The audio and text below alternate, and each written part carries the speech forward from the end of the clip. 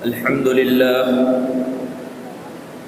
لله نحمده ونستعينه ونستغفره ونؤمن به ونتوكل عليه ونعوذ بالله من شرور أنفسنا ومن سيئات أعمالنا من يهده الله فلا مضل له ومن يضلله فلا هادي له ونشهد أن لا إله إلا الله وحده لا شريك له ونشهد أن سيدنا ومولانا محمدا عبده ورسوله صلى الله تعالى عليه وعلى آله وأصحابه وبارك وسلم تسليما كثيرا أما بعد فأعوذ بالله من الشيطان الرجيم بسم الله الرحمن الرحيم يا أيها الذين آمنوا توبوا إلى الله توبة نصوحا صدق الله العظيم۔ معزز سامعین کرام، بزرگوں اور دوستوں، شعبان کا مہینہ چل رہا ہے اور اس مہینے کی 15ویں شب کے اندر ہم اور آپ یہاں پر جمع ہیں۔ یہ اللہ رب العزت کا بہت بڑا فضل اور کرم ہے کہ یہ رات اللہ رب العزت نے دوبارہ ہمیں عطا فرمائی ہے۔ اس رات کو شب براءت کہا جاتا ہے۔ اس کا ایک نام لیلۃ البراءہ ہے، اس کا ایک نام لیلۃ الصک بھی ہے کہ یہ دستاویز والی رات ہے، اس کا نام لیلۃ الرحمہ بھی ہے کہ یہ رحمت والی رات ہے۔ اس رات کی اہمیت اور فضیلت کے بارے میں سرکار دو عالم صلی اللہ علیہ وسلم سے مختلف احادیث منقول ہیں۔ تقریباً 17 صحابہ کرام رضوان اللہ تعالی علیہم اجمعین سے شب برات کی فضیلت کے بارے میں روایات منقول ہیں، اگرچہ ان میں سے بعض روایتوں کے اندر ضعف ہے، لیکن جو لوگ علم حدیث کا تھوڑا سا بھی درک رکھتے ہیں، علم حدیث کے بارے میں جانکاری رکھتے ہیں، وہ اس بات کو جانتے ہیں کہ اگر کچھ ایسی حدیثیں ہوں جن کی سند کے اندر ضعف پایا جاتا ہو اور وہ متعدد طریقوں سے منقول ہوں تو اس کے اندر مضبوطی پیدا ہو جاتی ہے اور وہ قابل عمل ہو جاتی ہے۔ شب برات کی فضیلت کے بارے میں لوگ افراط اور تفریط کے اندر مبتلا ہیں۔ ایک طبقہ وہ ہے جو سرے سے اس رات کی کوئی عظمت اور فضیلت مانتا ہی نہیں، اور جو روایات اور احادیث اس سلسلے میں منقول ہیں انہیں موضوع اور من گھڑت بتلاتا ہے، جبکہ دوسرا طبقہ ایسا ہے جو اس رات کی اہمیت اور فضیلت کو بیان کرنے کے لیے موضوع احادیث کا سہارا لیتا ہے اور من گھڑت فضائل بیان کرتا ہے۔ اعتدال کا راستہ یہ ہے کہ جو باتیں اللہ کے رسول صلی اللہ علیہ وسلم سے ثابت ہیں اس کو بیان کیا جائے اور اس کو سمجھا جائے۔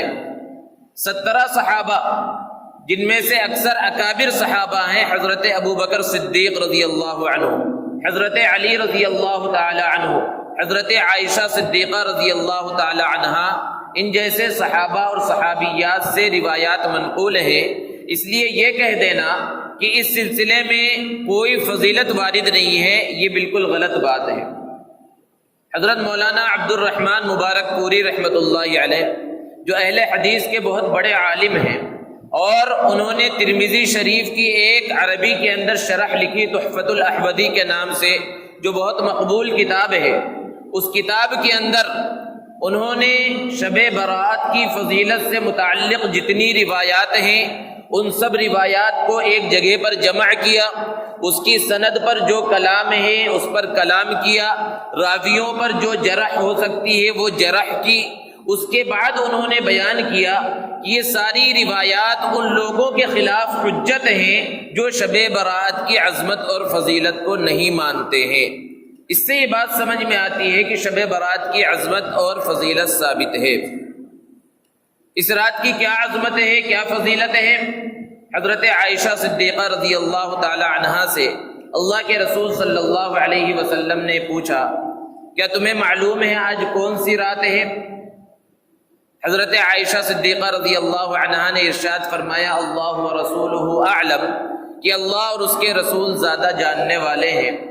آپ صلی اللہ علیہ وسلم نے ارشاد فرمایا یہ شعبان کی 15ویں شب ہے، اس شب کے اندر اللہ رب العزت آئندہ سال جتنے بچے پیدا ہونے والے ہیں ان کے نام لکھ دیتے ہیں، اور جن لوگوں کی موت ہونا ہے ان کے نام بھی لکھ دیا جاتا ہے، اور اس رات کے اندر بندوں کے اعمال اللہ کے دربار میں پیش کیے جاتے ہیں۔ یہ مختلف روایتوں سے ثابت ہے۔ دوستو، گزشتہ سال شعبان میں اور شب برات میں ہمارے بہت سے احباب، بہت سے عزیز و اقارب اور بہت سے رشتہ دار تھے جو ہمارے درمیان موجود تھے، لیکن آج وہ ہمارے درمیان اس رات کے اندر موجود نہیں ہیں، وہ اللہ کو پیارے ہو گئے، وہ دوسری دنیا میں چلے گئے۔ تو گزشتہ شب برات کے اندر ان کا نام اس فہرست میں لکھ دیا گیا تھا جنہیں دنیا سے روانہ ہونا تھا۔ اللہ رب العزت نے ہمیں اس رات تک پہنچایا، اور پھر اس رات میں اللہ رب العزت کن کن لوگوں کے نام لکھیں گے اس دنیا سے روانہ ہونے کے واسطے، یہ صرف اور صرف اللہ رب العزت جانتے ہیں۔ یہاں ذہن میں ایک بات آ سکتی ہے کہ اس رات میں جو بچے پیدا ہونے والے ہیں ان کے ناموں کو لکھا جاتا ہے، اور جتنے لوگوں کو مرنا ہے ان کے نام لکھے جاتے ہیں۔ اس رات میں نام لکھنے کا مطلب کیا ہے؟ ہم تو بارہا سنتے ہیں کہ اللہ نے لوح محفوظ میں سب کچھ لکھ رکھا ہے، یہ تو سب کچھ پہلے لکھ دیا گیا کہ کس کو دنیا میں آنا ہے اور کس کو جانا ہے، کس کو کب آنا ہے اور کس کو کب جانا ہے، یہ سب لکھا ہوا ہے۔ پھر اس رات میں لکھنے کا مطلب کیا ہے؟ اس کا جواب یہ ہے کہ اگرچہ لوح محفوظ میں سب کچھ لکھا ہوا ہے، لیکن ایک سال میں جو کچھ عمل ہوگا عمل آوری کے واسطے ایک رجسٹر میں لکھ کر فرشتوں کے حوالے کر دیا جاتا ہے۔ اسی طرح یہ رات رزق کے فیصلوں کی بھی رات ہے۔ اس رات کے اندر اللہ رب العزت روایتوں کے اندر ہے آسمان دنیا پر نزول فرماتے ہیں، یعنی اس زمین سے سب سے قریب جو آسمان ہے اس آسمان پر غروب آفتاب کے وقت سے لے کر صبح صادق تک اللہ رب العزت نزول فرماتے ہیں، اور اللہ رب العزت کی طرف سے اعلان کیا جاتا ہے عام معافی کا۔ اللہ رب العزت کی طرف سے آواز لگائی جاتی ہے کہ ہے کوئی گنہگار، ہے کوئی خطا کار، ہے کوئی سیاہ کار، ہے کوئی اولاد کا چاہنے والا، ہے کوئی اپنے لیے کچھ مانگنے والا، ہے تو آئے، آج کی رات میری رحمت تمہیں پکار رہی ہے۔ پورے سال گنہگار مجھے پکارتے ہیں، آج میری طرف سے عام معافی کا اعلان ہے، عام رحمتیں اور برکتیں لٹائی جا رہی ہیں۔ کس چیز کی کمی ہے مولا تیری گلی میں، دنیا تیری گلی میں، عقبہ تیری گلی میں۔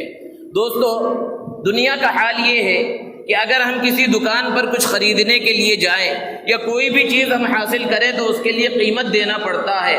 بغیر قیمت کے کوئی چیز حاصل نہیں ہوتی، بغیر پیسوں کے کوئی چیز ملتی نہیں ہے، لیکن اللہ رب العزت اپنا فضل فرماتے ہیں، اپنی رحمتوں سے نوازتے ہیں، مغفرت سے نوازتے ہیں، لیکن اس کی کوئی قیمت وصول نہیں فرماتے۔ یہ سب دولت امت محمدیہ کو مفت میں مل رہی ہے، یہ اللہ رب العزت کا فضل ہے، یہ اللہ رب العزت کا کرم ہے۔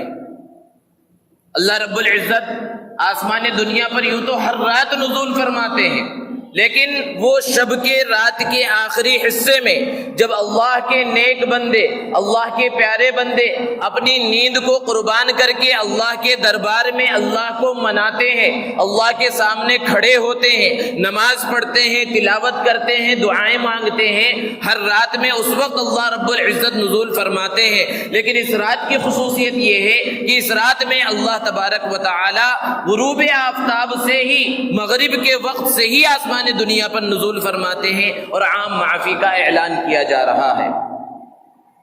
شیخ عبد القادر جیلانی رحمۃ اللہ علیہ جو امام الاولیاء ہیں، انہوں نے اللہ کے رسول صلی اللہ علیہ وسلم کے اس فرمان کی تشریح کرتے ہوئے کہ اس رات کے اندر مردوں کے نام لکھ دیے جاتے ہیں اور کن لوگوں کو پیدا ہونا ہے ان کے نام کو لکھ دیا جاتا ہے، انہوں نے اپنی کتاب کے اندر لکھا کہ بہت سے لوگ ہیں جن کے کفن تیار ہو کر مارکیٹ میں آ چکے ہیں، وہ کپڑا تیار ہو چکا ہے کمپنیوں کے اندر اور وہ مارکیٹ میں آ چکا ہے جس میں انہیں کفن دیا جانا ہے، لیکن وہ آخرت سے غافل ہیں، اپنی دنیا کے اندر مشغول ہیں۔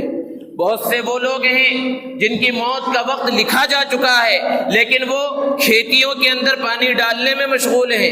بہت سے وہ لوگ ہیں جن کی قبریں تیار ہو چکی ہیں لیکن وہ اپنے دنیا کے کاموں کے اندر مشغول ہیں۔ اور زندگی کا حال یہی ہے کہ انسان دنیا کے پیچھے لگا رہتا ہے، دنیا کی فکر میں لگا رہتا ہے، دنیا حاصل کرنے کی فکر میں لگا رہتا ہے، اور موت کا پیغام اور موت کا فرشتہ کب آ جاتا ہے یہ صرف اور صرف اللہ رب العزت جانتا ہے۔ موت کا کوئی وقت کوئی انسان نہیں جان سکتا۔ اذا جاء اجلهم لا يستأخرون ساعة ولا يستقدمون، کہ جب یہ پیغام آ جاتا ہے تو ایک لمحہ نہ آگے ہوتا ہے اور نہ ایک لمحہ پیچھے ہوتا ہے۔ انسان جو اس دنیا کی فکر میں لگا رہتا ہے، اس دنیا کا حال کیا ہے کہ جو اس دنیا کے آگے بھاگتا ہے، اس دنیا کے پیچھے پیچھے چلتا ہے تو دنیا اسے بھگاتی ہے۔ اس دنیا کی صفت میں بے وفائی لکھی ہوئی ہے، یہ دنیا بڑی بے وفا ہے، اور جو اس دنیا سے بھاگتا ہے دنیا اس کے پیچھے بھاگتی ہے۔ دوستو، اللہ رب العزت نے روزی کا ذمہ خود لے لیا ہے۔ قرآن میں ارشاد فرمایا وَمَا مِن دَابَّةٍ فِي الْأَرْضِ إِلَّا عَلَى اللَّهِ رِزْقُهَا وَيَعْلَمُ مُسْتَقَرَّهَا وَمُسْتَوْدَعَهَا، کہ زمین پر جتنی چلنے پھرنے والی مخلوقات ہیں سب کی روزی کی ذمہ داری اللہ رب العزت کی ہے۔ سب کو اللہ تبارک و تعالی رزق عطا فرماتے ہیں، اور کس طرح رزق عطا فرماتے ہیں انسان تصور نہیں کر سکتا۔ حضرت موسیٰ علیہ السلام نے ایک مرتبہ اللہ تبارک و تعالیٰ کے سامنے عرض کیا کہ پروردگار، میں دیکھنا چاہتا ہوں کہ آپ اپنی مخلوق کو کس طرح روزی عطا فرماتے ہیں۔ نبی کو کسی چیز کے اندر شک نہیں ہوتا۔ حضرت موسیٰ علیہ السلام نے اللہ رب العزت سے جو یہ سوال کیا تو نعوذ باللہ انہیں شک نہیں تھا کہ آپ مخلوق کو روزی پہنچاتے ہیں یا نہیں پہنچاتے ہیں، بلکہ ایک یقین حاصل کرنے کے واسطے اور مشاہدے کے واسطے انہوں نے سوال کیا۔ اللہ رب العزت نے فرمایا فلاں جگہ پر جاؤ، وہاں پر ایک چٹان ہے، اس چٹان کے اوپر تم اپنے عصا کو مارو۔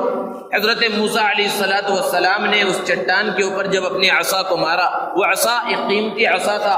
بے شمار واقعات آپ نے پڑھے ہیں کہ اس عصا کو حضرت موسیٰ علیہ السلام پتھروں پر مارتے تو پانی نکل آتا، اور دریا پر مارتے تو راستہ بن جاتا، زمین پر پھینکتے تو صاف بن جاتا۔ اس کی ایک خصوصیت تھی، وہ معجزہ تھا۔ تو انہوں نے جب اس چٹان پر مارا تو وہ چٹان ٹوٹ گئی، لیکن جب چٹان کے ٹکڑے ہوئے تو اس کے اندر اور ایک چٹان تھی۔ بعض چٹانیں ایسی ہوتی کہ پرت در پرت ہوتی ہے۔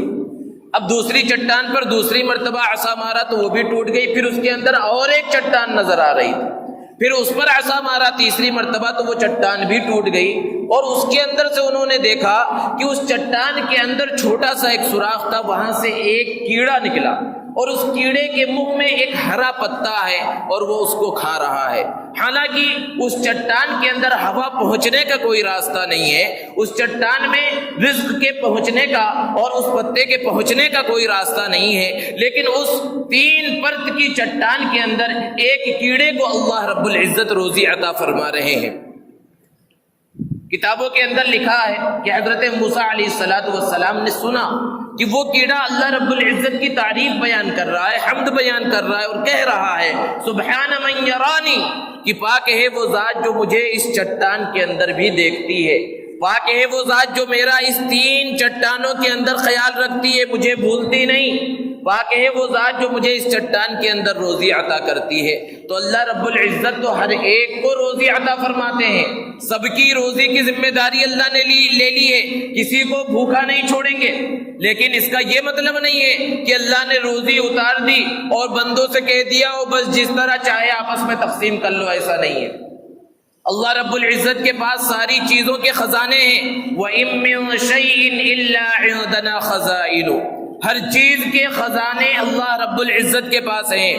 دولت کے خزانے اسی کے پاس، سونے چاندی کے خزانے اسی کے پاس، صحت کے خزانے اسی کے پاس، خوشی کے خزانے اسی کے پاس، سارے خزانوں کا مالک وہ ہے۔ لَهُ مَقَالِيدُ السَّمَاوَاتِ وَالْأَرْضِ، لیکن اللہ نے فرمایا وَمَا نُنَزِّلُهُ إِلَّا بِقَدَرٍ مَعْلُومٍ، ہم متعین مقدار میں ان خزانوں کو دنیا میں اتارتے ہیں، کس کو کتنا دینا ہے یہ اللہ رب العزت جانتے۔ اللہ نے فرمایا نحن قسمنا بینہم معیشتہم، ہم لوگوں کے درمیان اس رزق کو، اس روزی کو تقسیم کرتے ہیں، یہ اللہ کی مرضی ہے۔ اللہ کسی کو زیادہ دیتا ہے، کسی کو کم دیتا ہے، کسی کو زیادہ نوازتا ہے، کسی کو کم نوازتا ہے۔ اس کو اللہ نے قرآن میں بیان فرمایا، اور قرآن مجید کے اندر یہ آگے اللہ نے بیان فرمایا کہ یہ رزق جو اللہ رب العزت نے عطا فرما دیا، جو انسان کے مقدر میں، انسان کی قسمت میں لکھا ہوا تھا، اگر انسان صحیح اعمال کرتا ہے، اللہ کو راضی کرنے والے اعمال کرتا ہے،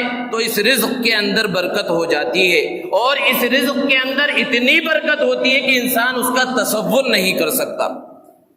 حضرت موسیٰ علیہ السلام اللہ رب العزت سے کلام کرتے تھے۔ ایک مرتبہ بنی اسرائیل کا ایک شخص حضرت موسیٰ علیہ السلام سے ملا، اور اس نے کہا کہ اللہ کے پیغمبر، آپ اللہ سے ہم کلام ہوتے ہیں، اس بار جب اللہ سے بات کریں تو اللہ رب العزت کے دربار میں میری ایک درخواست رکھ دینا، اور وہ درخواست یہ ہے کہ میں ایک وقت کی روٹی کا محتاج ہوں، کبھی ملتی ہے کبھی نہیں ملتی، بھوک کی زندگی ہے، فاقے کی زندگی ہے، قسم پرسی کی زندگی ہے۔ آپ جب اللہ کے دربار میں جانا تو میری یہ گزارش کر دینا، رکھ دینا کہ جتنی روزی میری قسمت میں لکھی ہوئی ہے، میری تقدیر میں لکھی ہوئی ہے، سب اللہ تعالیٰ ایک ہی بار مجھے عطا کر دے کہ کم سے کم کچھ دن تو پیٹ بھر کر آرام سے کھاؤں، اس کے بعد جو ہونا ہے ہوتا رہے۔ حضرت موسیٰ علیہ السلام نے کہا ٹھیک ہے، اور جب اللہ کے دربار میں پہنچے تو اپنے اس امتی کی بات کو اللہ کے سامنے رکھا۔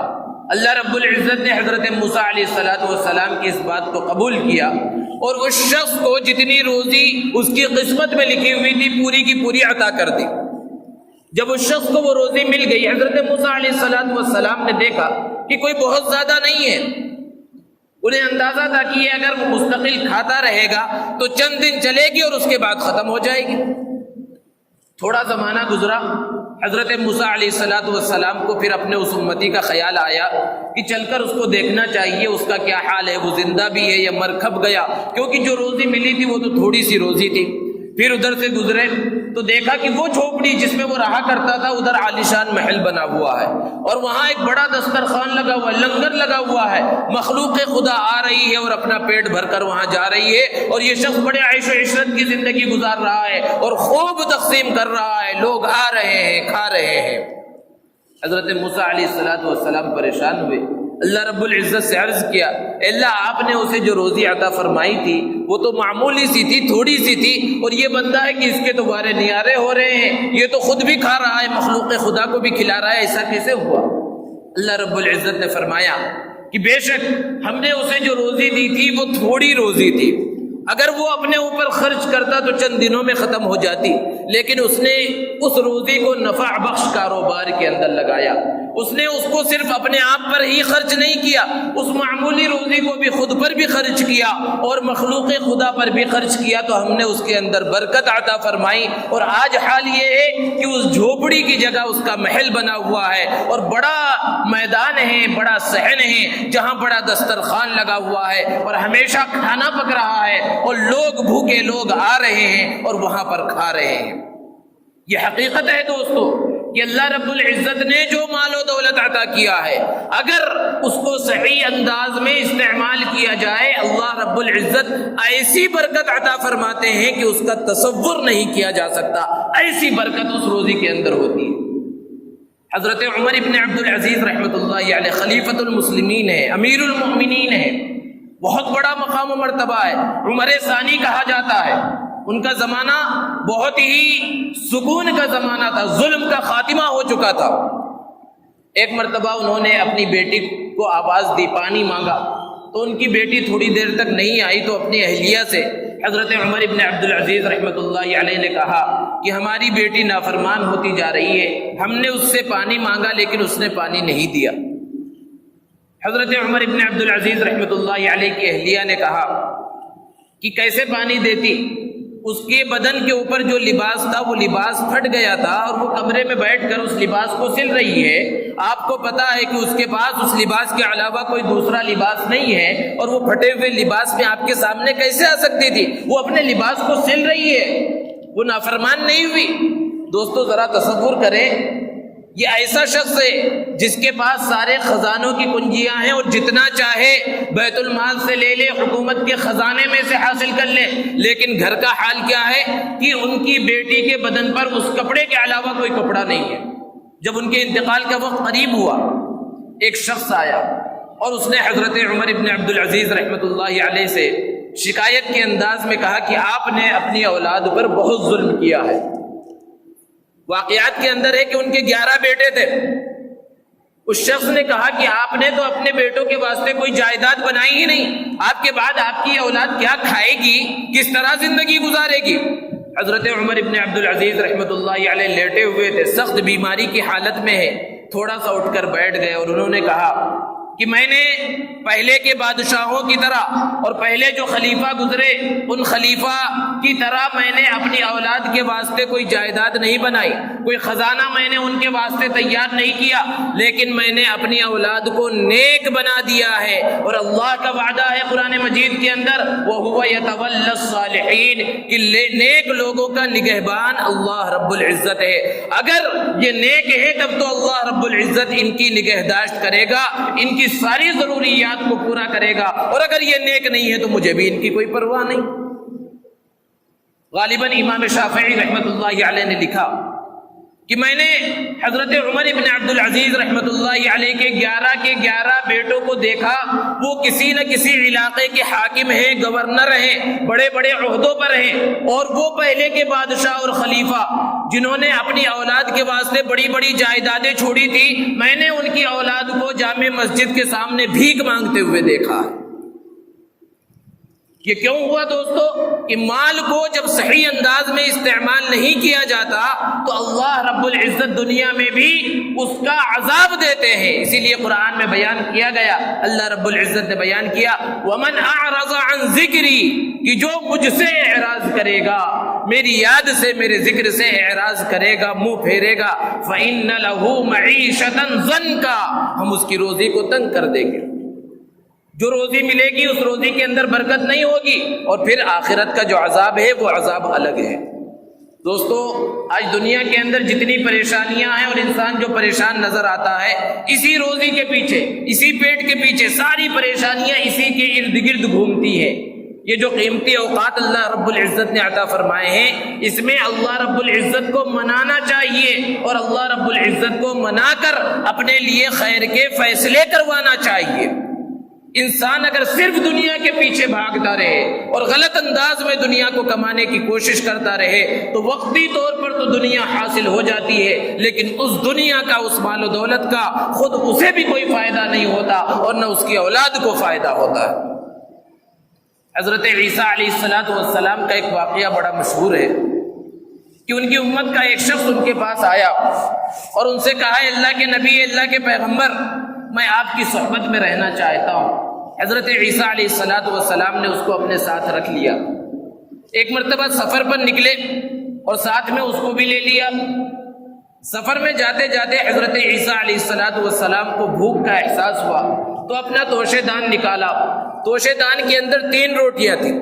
حضرت عیسیٰ علیہ السلام نے ایک روٹی خود کھا لی اور دوسری روٹی اپنے اس امتی کو، اپنے خادم کو دے دی کہ یہ روٹی تم کھا لو، اور پھر اس کے بعد قریب میں کوئی نہر تھی یا کوئی جگہ تھی جہاں پانی کا انتظام تھا۔ حضرت عیسیٰ علیہ السلام پانی پینے کے واسطے اس جگہ پر گئے، اور جب واپس آئے تو دیکھا تیسری روٹی موجود ہی نہیں ہے۔ اپنے اس خادم سے پوچھا کہ وہ تیسری روٹی کہاں گئی؟ اس نے قسم کھا کر کہا قسم بخدا مجھے نہیں معلوم کہ تیسری روٹی کس نے کھائی، کہاں گئی۔ حضرت عیسیٰ علیہ السلام نے کچھ نہیں کہا، آگے سفر شروع کیا۔ ایک میدان میں پہنچے تو وہاں دیکھا ایک ہرنی ہے اور اس کا ایک بچہ ہے۔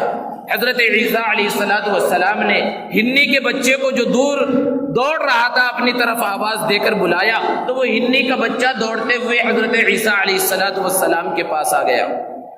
حضرت عیسیٰ علیہ السلام نے اس کو ذبح کیا اور اس کے گوشت کو کاٹا اور پھر اس کے بعد وہاں کھانا تیار کیا اور پھر جب کھانے سے فارغ ہو گئے اور جو ہڈیاں ہرنی کے بچے کی پڑی ہوئی تھی اس کی طرف اشارہ کر کے کہا قم باذن اللہ کے حکم سے دوبارہ زندہ ہو جائے۔ یہ معجزہ حضرت عیسیٰ علیہ السلام کو اللہ نے عطا فرمایا تھا۔ وہ ہرنی کا بچہ جس کو ذبح کر دیا تھا، جس کے گوشت کے ٹکڑے کر دیے تھے اور جس کو کھا لیا تھا، دوبارہ وہ زندہ ہو گیا اور دوڑتا ہوا اپنی ماں کے پاس چلا گیا۔ حضرت عیسیٰ علیہ السلام نے کہا اپنے اس خادم سے، اپنے اس امتی سے کہ میں تجھے اس اللہ کا واسطہ دیتا ہوں جس نے میرے ہاتھ پر تیرے سامنے یہ عظیم معجزہ رونما فرمایا، یہ بتا تیسری روٹی کس نے کھائی؟ اس نے کہا اللہ کی قسم میں نے تیسری روٹی نہیں کھائی۔ پھر آگے بڑھے، ایک میدان میں پہنچے جہاں ریت کی کثرت تھی۔ حضرت عیسیٰ علیہ السلام نے مٹی کے ذریعے، ریت کے ذریعے 3 اینٹیں بنائی اور پھر اس کے بعد کہا اللہ کے حکم سے سونا بن جا۔ وہ تینوں کی تینوں اینٹیں سونے میں تبدیل ہو گئی۔ حضرت عیسیٰ علیہ السلام نے سونے کی ایک اینٹ اپنی طرف کھینچ لی اور کہا یہ میری، اور دوسری سونے کی اینٹ اپنے اس خادم کی طرف کر دی اور کہا یہ تیری، اور پھر تیسری کے اوپر ہاتھ رکھ کر کہا یہ اس شخص کی جس نے تیسری روٹی کھائی۔ اب وہ آدمی جو پہلے قسم کھا کر انکار کرتا رہا تھا کہ میں نے روٹی نہیں کھائی، اس نے کہا قسم خدا کی وہ تیسری روٹی میں نے کھائی۔ دنیا اور دنیا کو حاصل کرنے کی فکر اور لالچ کہ نبی سے دھوکہ کر رہا ہے، رسول سے دھوکہ کر رہا ہے۔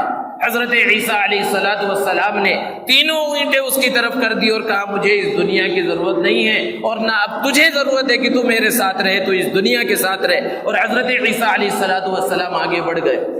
اب یہ شخص بڑا خوش ہے، نبی کا ساتھ چھوٹ گیا، پیغمبر کا ساتھ چھوٹ گیا، اس کا کوئی غم نہیں، اس کی کوئی فکر نہیں ہے، وہ دنیا مل گئی ہے، وہ سونا مل گیا، اس پر خوش ہے۔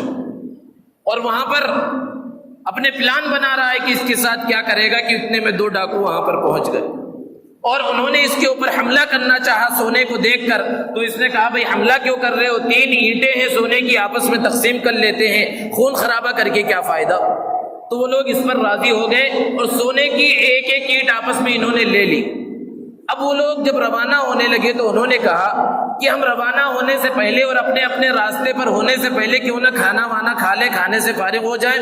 ہم میں سے کوئی شخص قریب کے کسی ہوٹل پر جائے بازار میں اور وہاں سے کھانا لے کر آئے اور یہیں بیٹھ کر ہم کھانا کھا لیں اور اس کے بعد اپنے اپنے راستے روانہ ہوں۔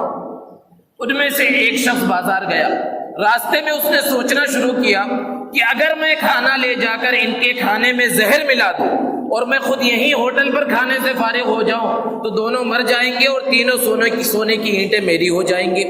اب اس نے بازار پہنچ کر ہوٹل پر خود کھانا کھا لیا اور دونوں کے کھانے میں زہر ملا لیا، اور ادھر ان دونوں نے آپس میں یہ مشورہ کیا کہ اگر یہ جو کھانا لینے گیا ہے یہ جیسے ہی واپس آئے ہم دونوں مل کر اس کو قتل کر دیں گے تو ایک شریک ختم ہو جائے گا اور ہم دونوں تینوں اینٹوں کو تقسیم کر لیں گے۔ اس پر انہوں نے عمل کرنے کا فیصلہ کیا، اور وہ شخص جب یہاں پر پہنچا ان کے پاس، ان دونوں نے پہلے سے بنے پلان کے مطابق اس پر حملہ کیا اور اس کو قتل کر ڈالا، اور پھر اس کھانے کو جس میں زہر ملا ہوا تھا انہیں پتہ نہیں تھا، اس کو انہوں نے کھانا شروع کیا، اور جیسے ہی کھایا وہ تینوں وہیں پر ختم ہو گئے۔ ایک پہلے مر چکا تھا اور دونوں یہ اب مر چکے۔ حضرت عیسیٰ علیہ السلام کا پھر اس راستے سے گزر ہوا تو دیکھا کہ تینوں سونے کی اینٹیں وہیں پڑی ہوئی ہیں اور 3 لاشیں پڑی ہوئی ہیں۔ حضرت عیسیٰ علیہ السلام نے فرمایا یہ ہے دنیا کی حالت، کہ دنیا کو انسان جب غلط انداز میں حاصل کرنے کی کوشش کرتا ہے تو یہ انجام ہوتا ہے۔ اس دنیا کے اندر، دنیا کی صفت کے اندر بے وفائی ہے، یہ کسی کے ساتھ وفا نہیں کرتی۔ صحیح انداز میں کمایا جائے تو اس کے اندر برکت کا ظہور ہوتا ہے، برکت انسان کو اپنی آنکھوں سے نظر آتی ہے۔ ایک خاتون قریب کے زمانے کا واقعہ ہے، بہت دلدار تھی، بہت سخی تھی۔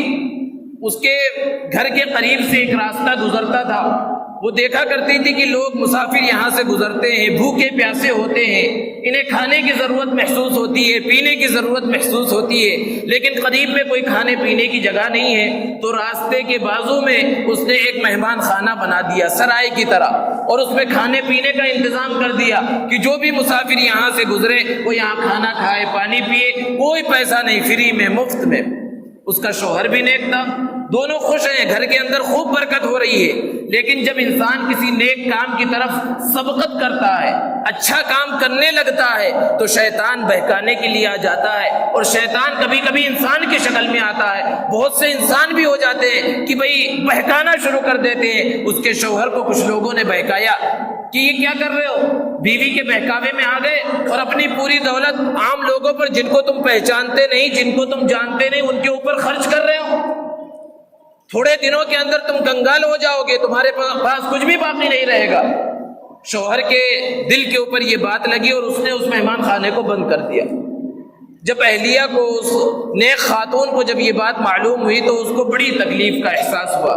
لیکن جو نیک عورتیں ہوتی ہیں، نیک بیویاں ہوتی ہیں، وہ بات بات پر اپنے شوہروں سے لڑتی نہیں ہیں۔ اس نے اپنے شوہر سے لڑنا شروع نہیں کیا، بلکہ کسی مناسب موقع کا انتظار کیا۔ کچھ دنوں کے بعد اس نے اپنے شوہر سے کہا کہ آج میرا دل کچھ اداس ہے، میرا دل چاہتا ہے کہ ہم اپنے کھیتوں میں چلیں اور وہاں پر سیر کریں، ہریالی کو دیکھیں، تو ہو سکتا ہے مجھے کچھ سکون ملے، سکون کا احساس ہو۔ اس نے کہا اس میں کیا بات ہے، اور وہ اپنے کھیتوں اور باغات میں چلے گئے اور ادھر ادھر چکر لگا رہے ہیں۔ وہاں پر درمیان میں ایک کنواں تھا، کچھ لوگ کام کر رہے تھے جو کھیت میں کام کرنے والے تھے، کنویں سے پانی نکال رہے ہیں اور کھیت کے اندر ڈال رہے ہیں۔ یہ خاتون وہی بیٹھ گئی، بہت دیر تک بیٹھی رہی اور کنویں کو دیکھ رہی ہے۔ شوہر نے پوچھا کہ آخر تم یہاں اتنے غور سے کیا دیکھ رہی ہو؟ تو اس عورت نے کہا کہ میں یہاں صبح سے دیکھ رہی ہوں کہ یہاں پر ڈول اندر جا رہے ہیں، خالی ڈول جا رہے ہیں اور پانی بھر کر واپس آ رہے ہیں، لیکن کنویں کے پانی میں ذرہ برابر کمی نہیں ہو رہی ہے، خالی ڈول جا رہے ہیں اور واپس آ رہے ہیں، پانی کم ہو ہی نہیں رہا۔ تو شوہر نے کہا کہ ارے اللہ کی بندی، تم پوری زندگی یہیں بیٹھے رہو گی، یہ ڈول اسی طرح جاتے رہیں گے خالی اور بھر کر واپس آتے رہیں گے، لیکن کنویں کے پانی میں کمی نہیں ہوگی۔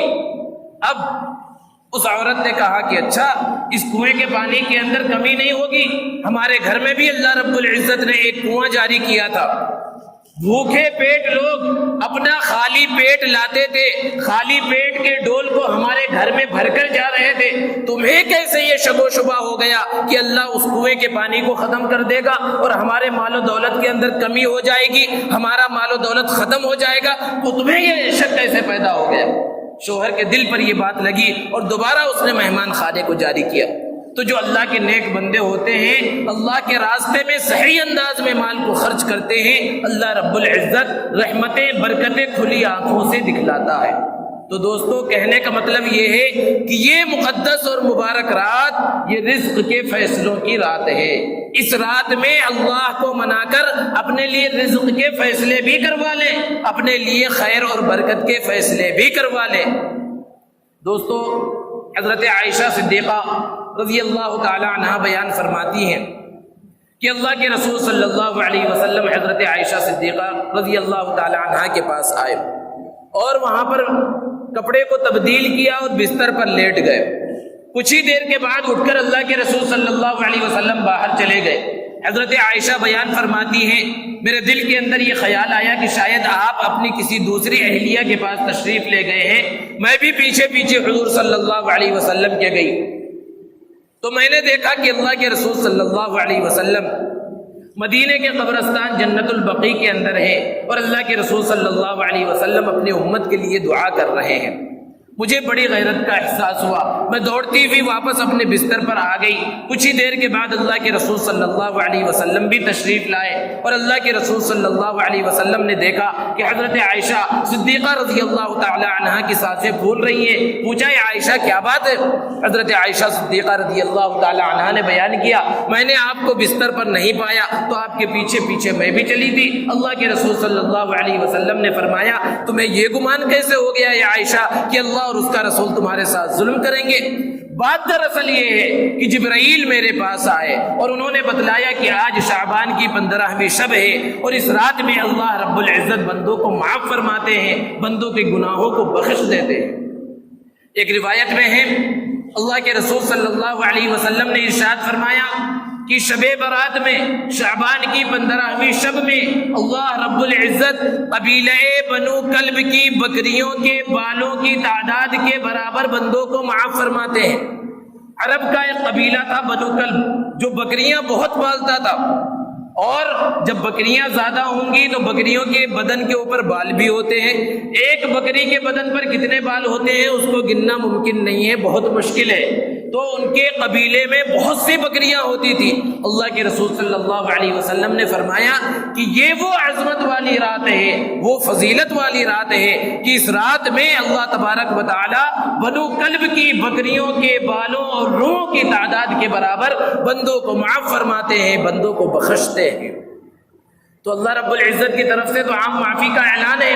اللہ رب العزت معاف کرنے کے واسطے تیار ہیں، بندوں کا انتظار کر رہے ہیں کہ کب یہ بندے میرے دربار میں آ جائیں اور مجھ سے معافی مانگ لیں اور میں انہیں معاف کر دوں. دوستو، اتنی مقدس رات، اتنی فضیلت والی رات، لیکن کچھ لوگ ایسے ہیں، اللہ کے رسول صلی اللہ علیہ وسلم نے فرمایا کہ اتنی مقدس اور مبارک رات میں ان کی مغفرت نہیں ہوتی.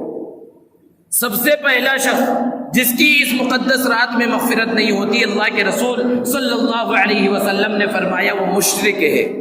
شرک کرنے والا اللہ رب العزت اس کو اس رات معاف نہیں فرماتے. شرک سب سے بڑا گناہ ہے. اللہ رب العزت نے فرمایا ان الشرک لظلم عظیم، شرک بہت بڑا ظلم ہے. اور ایک جگہ پر فرمایا انہ من یشرک باللہ فقد حرم اللہ علیہ الجنہ، کہ جس نے اللہ کے ساتھ شرک کیا اللہ نے اس کے اوپر جنت کو حرام کر دیا، اس کا ٹھکانہ جہنم ہے. اور ایک جگہ پر فرمایا انما المشرکون نجس، کہ مشرکین گندے ہیں. اور شرک دو طرح کا ہے، ایک تو وہ کھلا ہوا شرک ہے جس میں غیر مسلم حضرات مشغول ہیں کہ وہ غیروں کے سامنے اپنے سر کو جھکا رہے ہیں، غیروں سے مانگ رہے ہیں. اور ایک وہ شرک ہے جو مسلمانوں کے اندر کثرت سے پایا جاتا ہے کہ وہ معبود تو اللہ کو مانتے ہیں، عبادت تو اللہ کی کرتے ہیں، لیکن بہت ساری چیزوں میں دوسروں کے سامنے بھی ہاتھ پھیلاتے ہیں. مشکل کشا کسی اور کو بھی سمجھتے ہیں، حاجت روا کسی اور کو بھی سمجھتے ہیں، اولاد دینے والا کسی اور کو بھی سمجھتے ہیں. یہ سب شرک ہے. اللہ رب العزت نے قرآن میں فرمایا ان اللہ لا یغفر ان یشرک بہ ویغفر ما دون ذلک لمن یشاء، کہ اللہ رب العزت شرک کو معاف نہیں فرمائیں گے، اور شرک کے علاوہ جتنے گناہ ہیں اللہ رب العزت اگر چاہے تو سب گناہوں کو معاف فرما دیں گے. تو شرک ایسا گناہ ہے کہ اس گناہ کو اللہ رب العزت اس مبارک رات میں بھی معاف نہیں فرماتے، مشرک کی مغفرت نہیں ہوتی. دوسرا گنہگار جس کی اس رات میں اللہ رب العزت مغفرت نہیں فرماتے، حدیث میں اللہ کے رسول صلی اللہ علیہ وسلم نے فرمایا کینہ رکھنے والا، جو اپنے دل کے اندر کینہ رکھتا ہے. کینہ کیا ہے؟ کہ کسی مسلمان کے بارے میں یا کسی شخص کے بارے میں دل کے اندر بغض و عداوت رکھنا، حسد رکھنا، کسی کی ترقی کو دیکھ کر جلنا، یا کسی سے کوئی مسئلہ ہو گیا تھا اب اس کے اندر یہ طاقت نہیں ہے کہ سامنے جا کر بدلہ لے لے، بس اس کی پریشانی کی خواہش کرنا اور اس کو تکلیف پہنچے تو خوش ہونا، یہ ایک طرح کا کینہ ہے. کینہ رکھنے والا ایسا گنہگار شخص ہے کہ اس رات میں اللہ رب العزت اس کی مغفرت نہیں فرماتے. کینہ جب دل کے اندر ہوتا ہے تو یہ جب آگے بڑھتا ہے تو حسد کے اندر تبدیل ہو جاتا ہے. اور حسد کے بارے میں اللہ کے رسول صلی اللہ علیہ وسلم نے ارشاد فرمایا ایاکم والحسد، حسد سے بچو، فإن الحسد یأکل الحسنات کما تأکل النار الحطب، کہ حسد نیکیوں کو ایسے ہی کھا جاتا ہے جیسے کہ آگ لکڑی کو کھا جاتی ہے. کہ اگر کہیں پر آگ لگائی جائے تو آگ دو طرح کی ہوتی ہے، کہ ایک آگ زوردار انداز میں چلی، شعلے اٹھے تو وہاں پر جو لکڑی ہے فوراً جل گئی، آنن فانن اور کوئلے اور راکھ کی شکل میں تبدیل ہو گئی. اور دوسری آگ ہوتی ہے جو آہستہ آہستہ جلتی ہے، آہستہ آہستہ لکڑی کو جلاتی ہے اور وہ لکڑی کوئلے اور راکھ کی شکل میں بدل جاتا ہے. حسد ایسی ہی چیز ہے کہ انسان نیکیاں کرتا ہے لیکن حسد کی بیماری جب دل کے اندر ہوتی ہے تو آہستہ آہستہ اس کی نیکیاں ختم ہوتے رہتی ہیں اور اسے پتہ بھی نہیں چلتا. تو حسد کرنے والا اور کینہ رکھنے والا ایسا شخص ہے کہ اللہ رب العزت اس مبارک اور مقدس رات میں اس کی مغفرت نہیں فرماتے. اللہ رب العزت ہماری اس سے حفاظت فرمائے.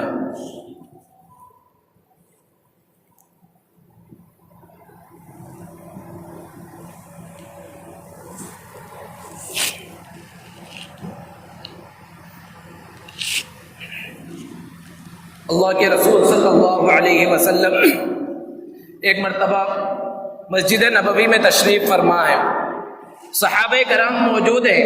اللہ کے رسول صلی اللہ علیہ وسلم نے ارشاد فرمایا کہ اگر تم کسی جنتی کو دیکھنا چاہتے ہو تو اس شخص کو دیکھو جو ابھی مجلس کے اندر آئے گا۔ صحابہ نے دیکھا کہ ایک صاحب آئے اور مجلس کے اندر بیٹھ گئے۔ پھر دوسرا دن ہوا، پھر اسی طرح اللہ کے رسول صلی اللہ علیہ وسلم نے فرمایا کہ اب سب سے پہلے جو یہاں پر تشریف لائیں گے وہ جنتی ہیں۔ صحابہ نے دیکھا کہ وہی صاحب جو گزشتہ روز تشریف لائے تھے وہی پھر آئے۔ پھر تیسرے دن بھی اللہ کے رسول صلی اللہ علیہ وسلم نے فرمایا کہ ابھی جو مجلس کے اندر آئیں گے وہ جنتی ہیں۔ صحابہ نے دیکھا تیسرے دن بھی وہی صاحب تشریف لا رہے ہیں۔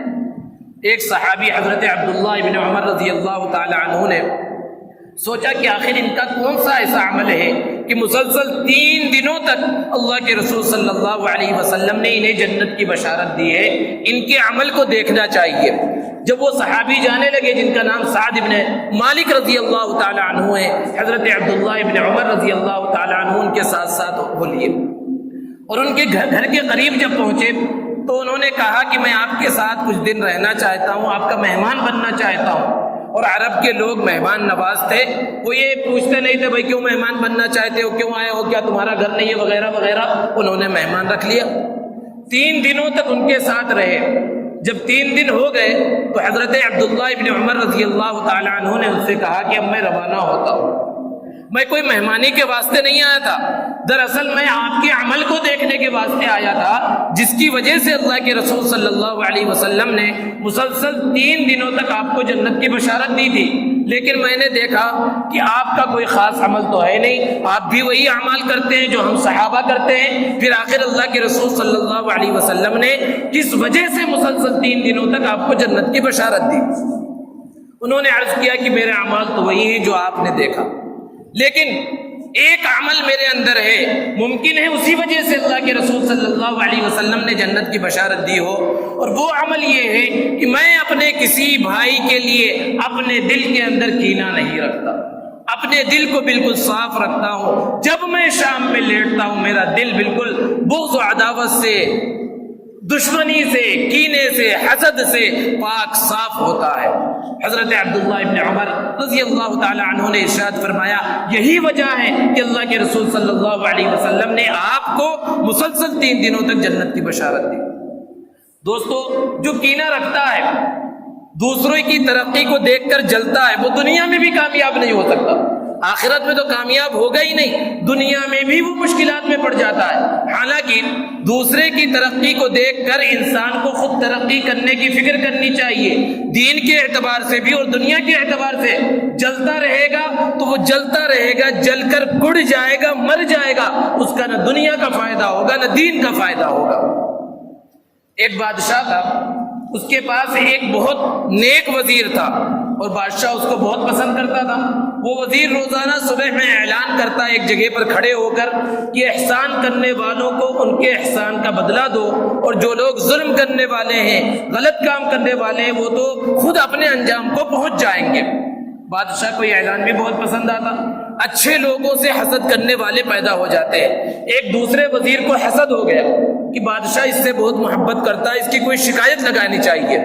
بادشاہ کے پاس وہ وزیر گیا اور اس نے کہا کہ وہ فلاں وزیر جس سے آپ بہت محبت کرتے ہیں اور جو صبح صبح مجلس میں کھڑے ہو کر، دربار میں کھڑے ہو کر اعلان کرتا ہے، وہ آپ کو برا بھلا کہتا ہے۔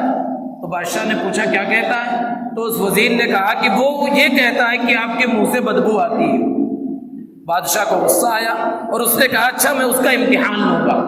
اب یہ وزیر اس دوسرے وزیر کے پاس گیا اور اس کی خوب تعریف کی اور اس کو کہا کہ آپ، میرا دل چاہتا ہے کہ آپ ناشتہ میرے گھر پر کریں، آپ کے ناشتے کی دعوت ہے۔ اور گھر پر لے کر گیا اور ناشتے میں ایسی چیزیں کھلائی جس میں پیاز اور لہسن بہت زیادہ ملا ہوا تھا، اور ان دونوں کی چیزوں کی وجہ سے منہ میں بدبو پیدا ہو جاتی ہے۔ اب جب یہ اس شخص نے اس کھانے کو کھایا اور بادشاہ کے دربار میں پہنچا تو بادشاہ نے اس وزیر کو اپنے پاس بلایا۔ جب بادشاہ نے اس کو اپنے پاس بلایا تو اب اس وزیر نے خیال کیا کہ اگر میں ایسے ہی بادشاہ کے پاس جاؤں گا، میرے منہ کی بدبو کی وجہ سے بادشاہ کو تکلیف ہوگی، تو اس نے اپنے منہ پر اس طرح ہاتھ رکھ لیا۔ اب بادشاہ کو یقین ہو گیا کہ وہ دوسرا وزیر جو کہہ رہا تھا میرے بارے میں یہ غلط باتیں کہتا ہے اور میرے منہ سے بدبو آتی ہے، یہ کہتا ہے یہ بات صحیح ہے۔ اور اس بادشاہ کا یہ قاعدہ تھا کہ جب کسی کو سزا دینا ہوتا تو خود سے سزا نہیں دیتا، یا اسی طرح کسی کو انعام دینا ہوتا تو خود سے انعام نہیں دیتا، بلکہ دور کے علاقوں میں جو حاکم اور گورنر مقرر کر رکھے تھے ان کے نام وہ خط لکھتا اور اس میں یہ لکھ دیتا کہ یہ شخص جو آپ کے پاس پہنچ رہا ہے اس کو انعام اور اکرام سے نواز دو، یا یہ شخص جو آپ کے پاس پہنچ رہا ہے اس کو قتل کر دو اور اس کی لاش میرے پاس بھجوا دو۔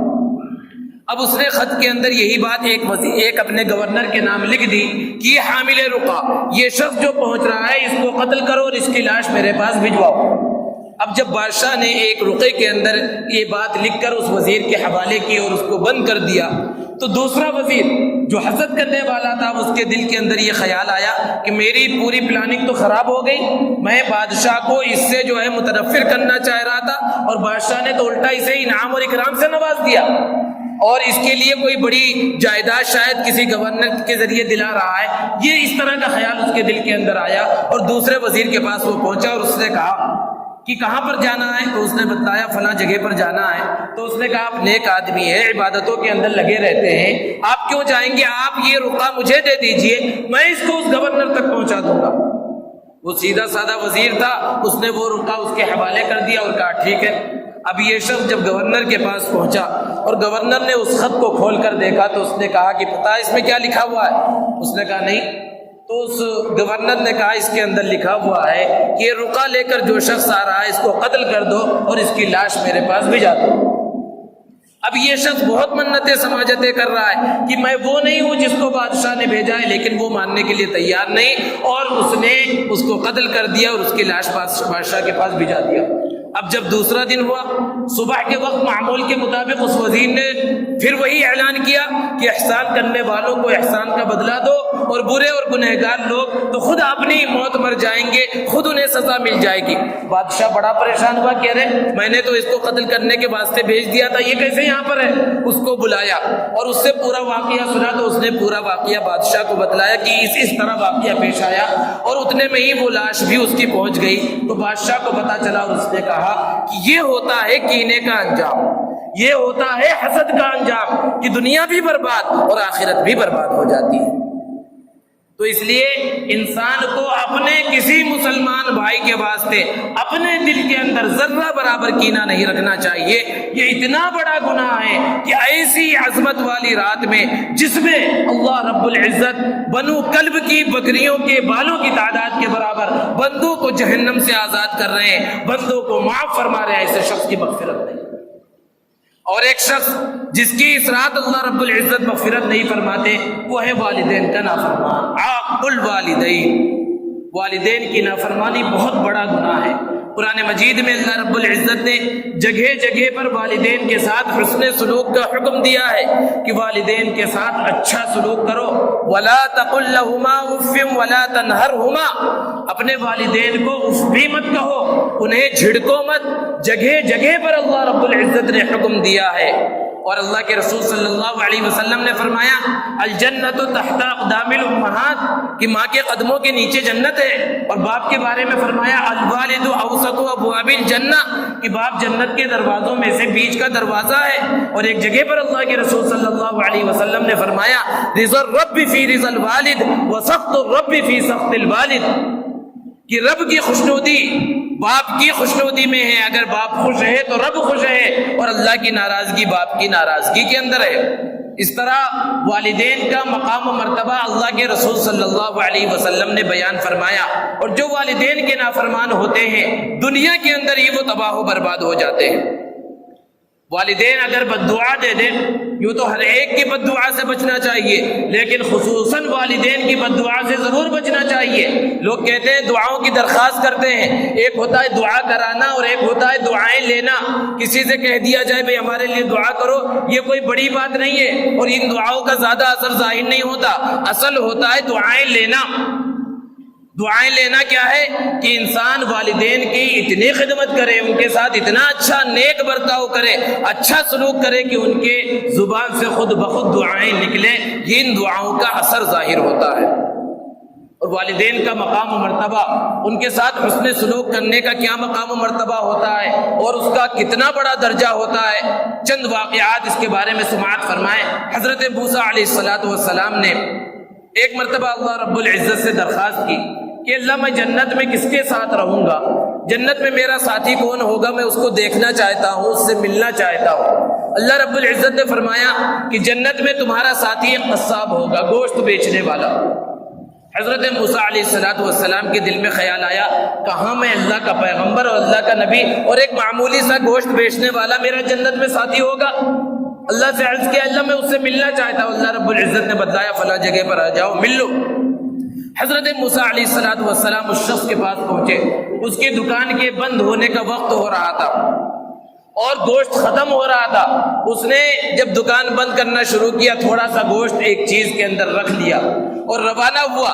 حضرت موسیٰ علیہ السلام اس کے ساتھ ہو لیے اور کہا میں بھی آپ کے ساتھ چلنا چاہتا ہوں۔ حضرت موسیٰ علیہ السلام نے دیکھا کہ جب یہ شخص گھر میں پہنچا، سب سے پہلے اس گوشت کو تیار کیا، دھلا اور پھر اس کے بعد پکایا اور کچھ کھانا تیار کیا، اور پھر ایک کمرے کے اندر پہنچا، وہاں دیکھا کہ کپڑے کا ایک جھولا لگا ہوا ہے، اس پر ایک بہت ہی کمزور اور ضعیف اور بیمار ایک خاتون بوڑھی عورت اس کے اندر جھولے کے اندر بیٹھی ہوئی ہے۔ یہ شخص اس عورت کے پاس پہنچا اور اس کو کھانا کھلانا شروع کیا۔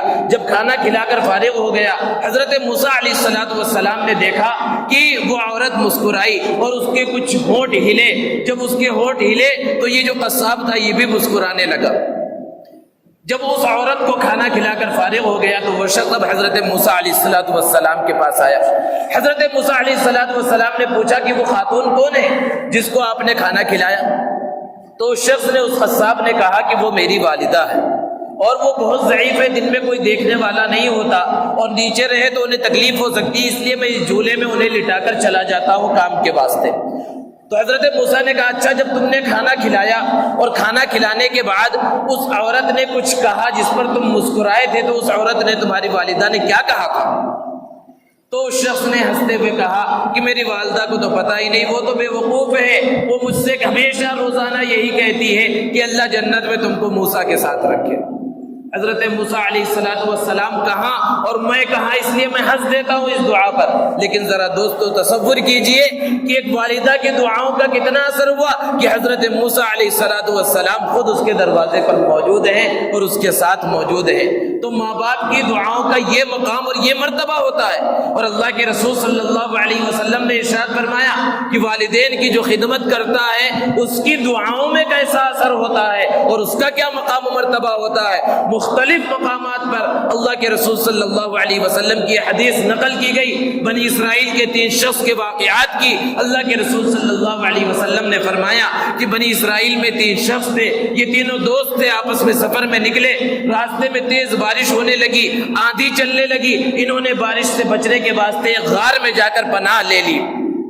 جب غار میں گئے تو غار کے منہ کے اوپر آندھی کے تیز چلنے کی وجہ سے ایک چٹان آ کر رک گئی اور غار کا منہ بند ہو گیا۔ اب یہ پریشان ہو گئے، انہوں نے اس چٹان کو ہٹانے کی کوشش کی لیکن ان کی بس سے نہ ہوا، ان کے اندر اتنی طاقت نہیں تھی کہ وہ اس چٹان کو ہٹا سکے، پریشان ہو گئے۔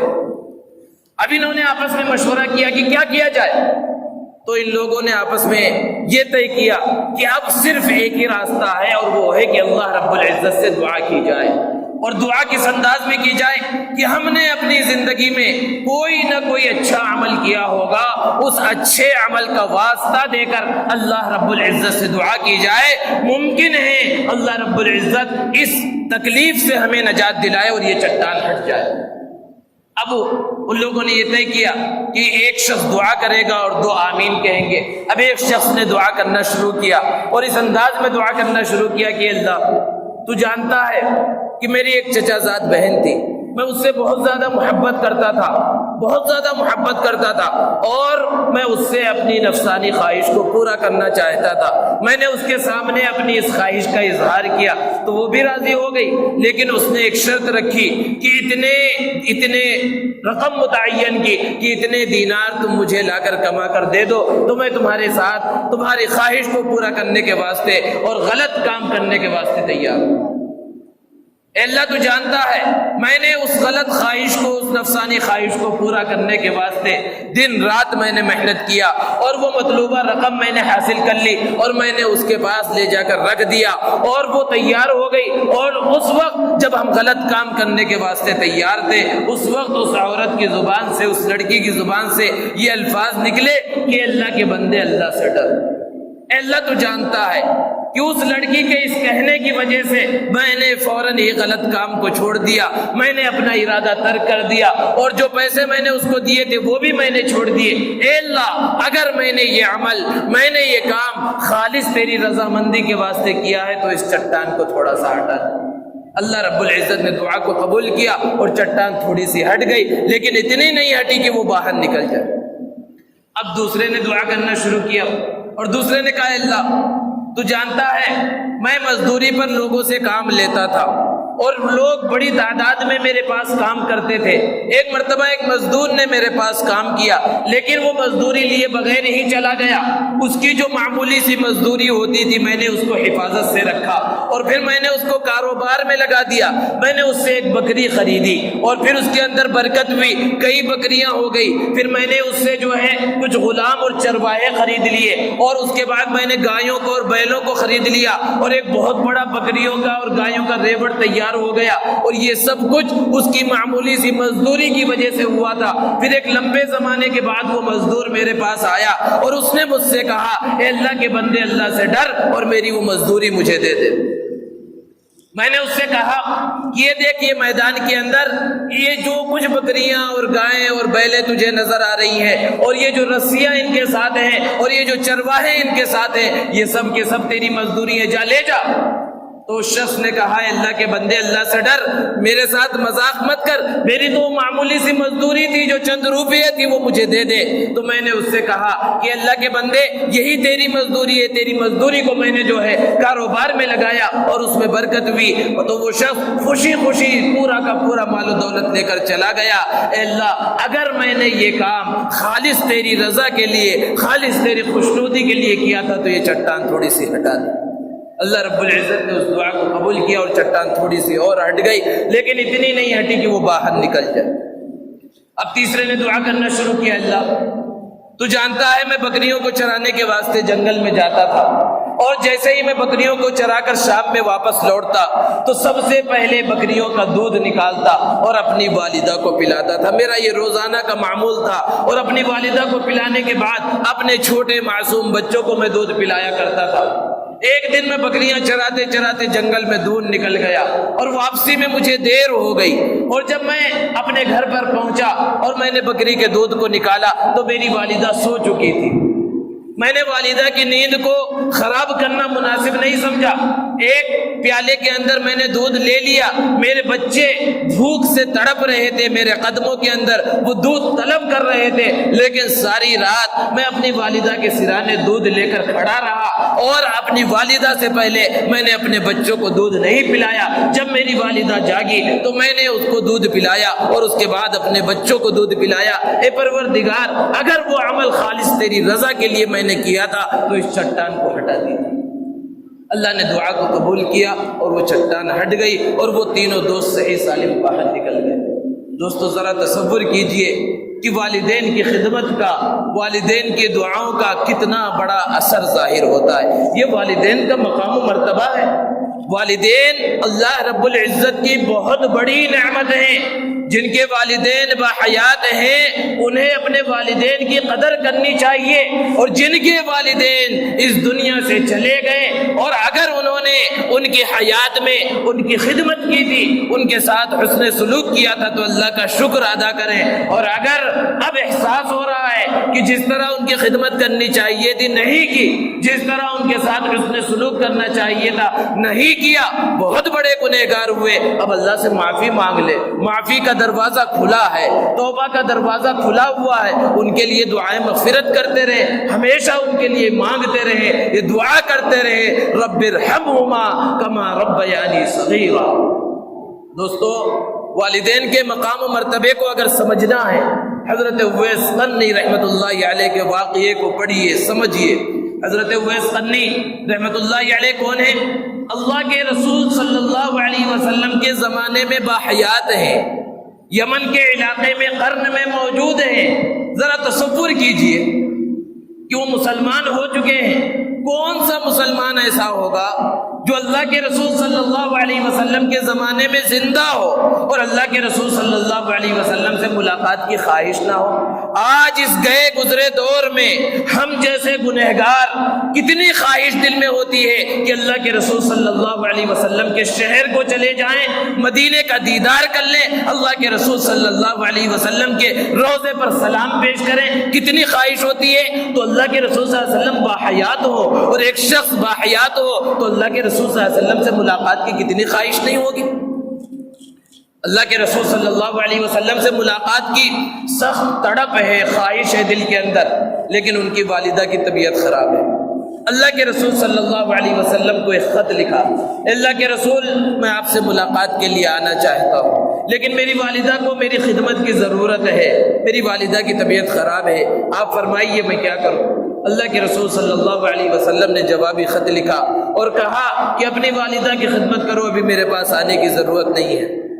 دوستو، حضرت اویس قرنی رحمۃ اللہ علیہ اپنی والدہ کی خدمت میں لگے رہے۔ آج کے زمانے کا کوئی ہوتا، ہم جیسا کوئی ہوتا تو یہ سوچ لیتا، ہزاروں بہانے عذر کر لیتا کہ بھئی والدہ کی خدمت کوئی اور کر لے گا، چند دن چھوڑ کے چلے گئے تو کیا ہوا، اللہ کے رسول صلی اللہ علیہ وسلم سے تو ملاقات ہو جائے گی۔ لیکن وہ خیر القرون کے لوگ تھے، سب سے اچھے زمانے کے لوگ تھے، اللہ کے رسول صلی اللہ علیہ وسلم کا حکم آ گیا، اللہ کے رسول صلی اللہ علیہ وسلم کی ملاقات کو چھوڑ دیا۔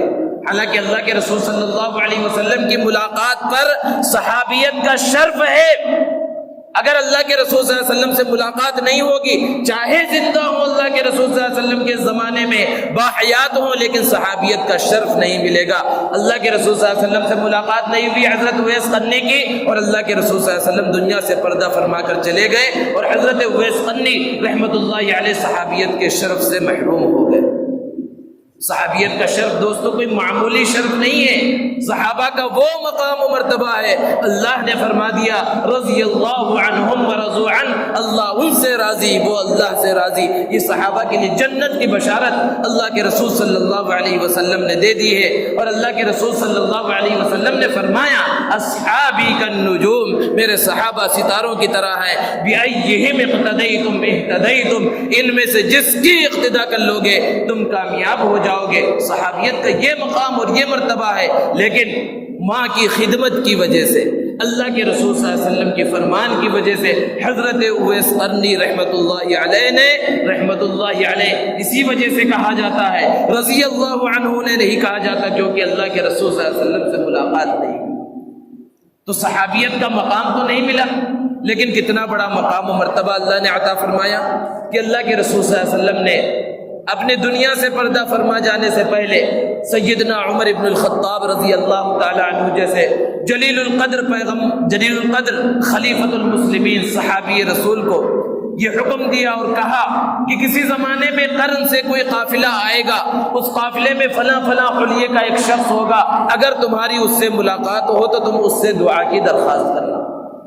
ذرا تصور کیجئے کس سے اللہ کے رسول صلی اللہ علیہ وسلم کہتے ہیں حضرت عمر رضی اللہ تعالی عنہ سے، جن کا مقام و مرتبہ کیا ہے کہ جن کے ایمان لانے پر آسمان پر فرشتوں نے خوشیاں منائی، ان سے کہہ رہے ہیں کہ ایک تابعی سے، وہ صحابی نہیں ہے، تابعی ہے، اس سے دعا کی درخواست کرنا۔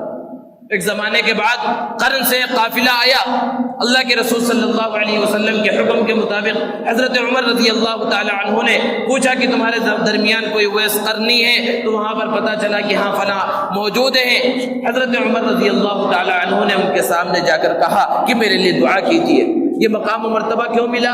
والدہ کی خدمت کی وجہ سے ملا۔ تو دوستو یہ مقام و مرتبہ ہے والدین کا، لیکن آج حالات بہت خراب ہو گئے۔ دیگر ممالک کے اندر تو بہت زمانے سے چلا آ رہا تھا، اولڈ ایج ہوم وغیرہ قائم تھے کہ والدین کی عمر تھوڑی سی زیادہ ہو گئی، بچے بوجھ محسوس کرنے لگتے ہیں والدین کو، اور انہیں جو ہے کسی ایسے علاقے میں، ایسی بلڈنگوں میں جہاں پر بوڑھوں کے دیکھ بھال کا انتظام ہے وہاں لے جا کر چھوڑ دیا، اور کچھ پیسے وغیرہ دے رہے ہیں، وہیں عمر کھپ جا رہے ہیں اور اس بچے کو توفیق نہیں ہوتی کہ وہاں جا کر بھی دیکھ لے، پیسے بھیجا دے رہا ہے کہ کفن دفن کا انتظام کر لو۔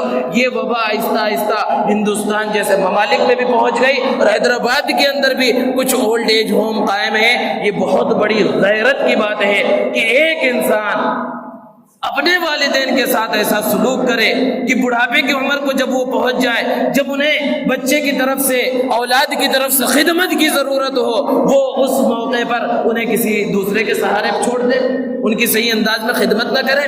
آج معاملہ اتنا بڑھ گیا، نوجوان جو ہے بے دینی کی راہ پر لگ گئے کہ والدین کو برا بھلا تو بول ہی رہے، بسا اوقات ایسے واقعات بھی پیش آ رہے ہیں کہ والدین کے اوپر ہاتھ تک اٹھاتے رہے، قتل تک کی نوبت آ جا رہی ہے۔ یہ معاملہ پہنچ گیا۔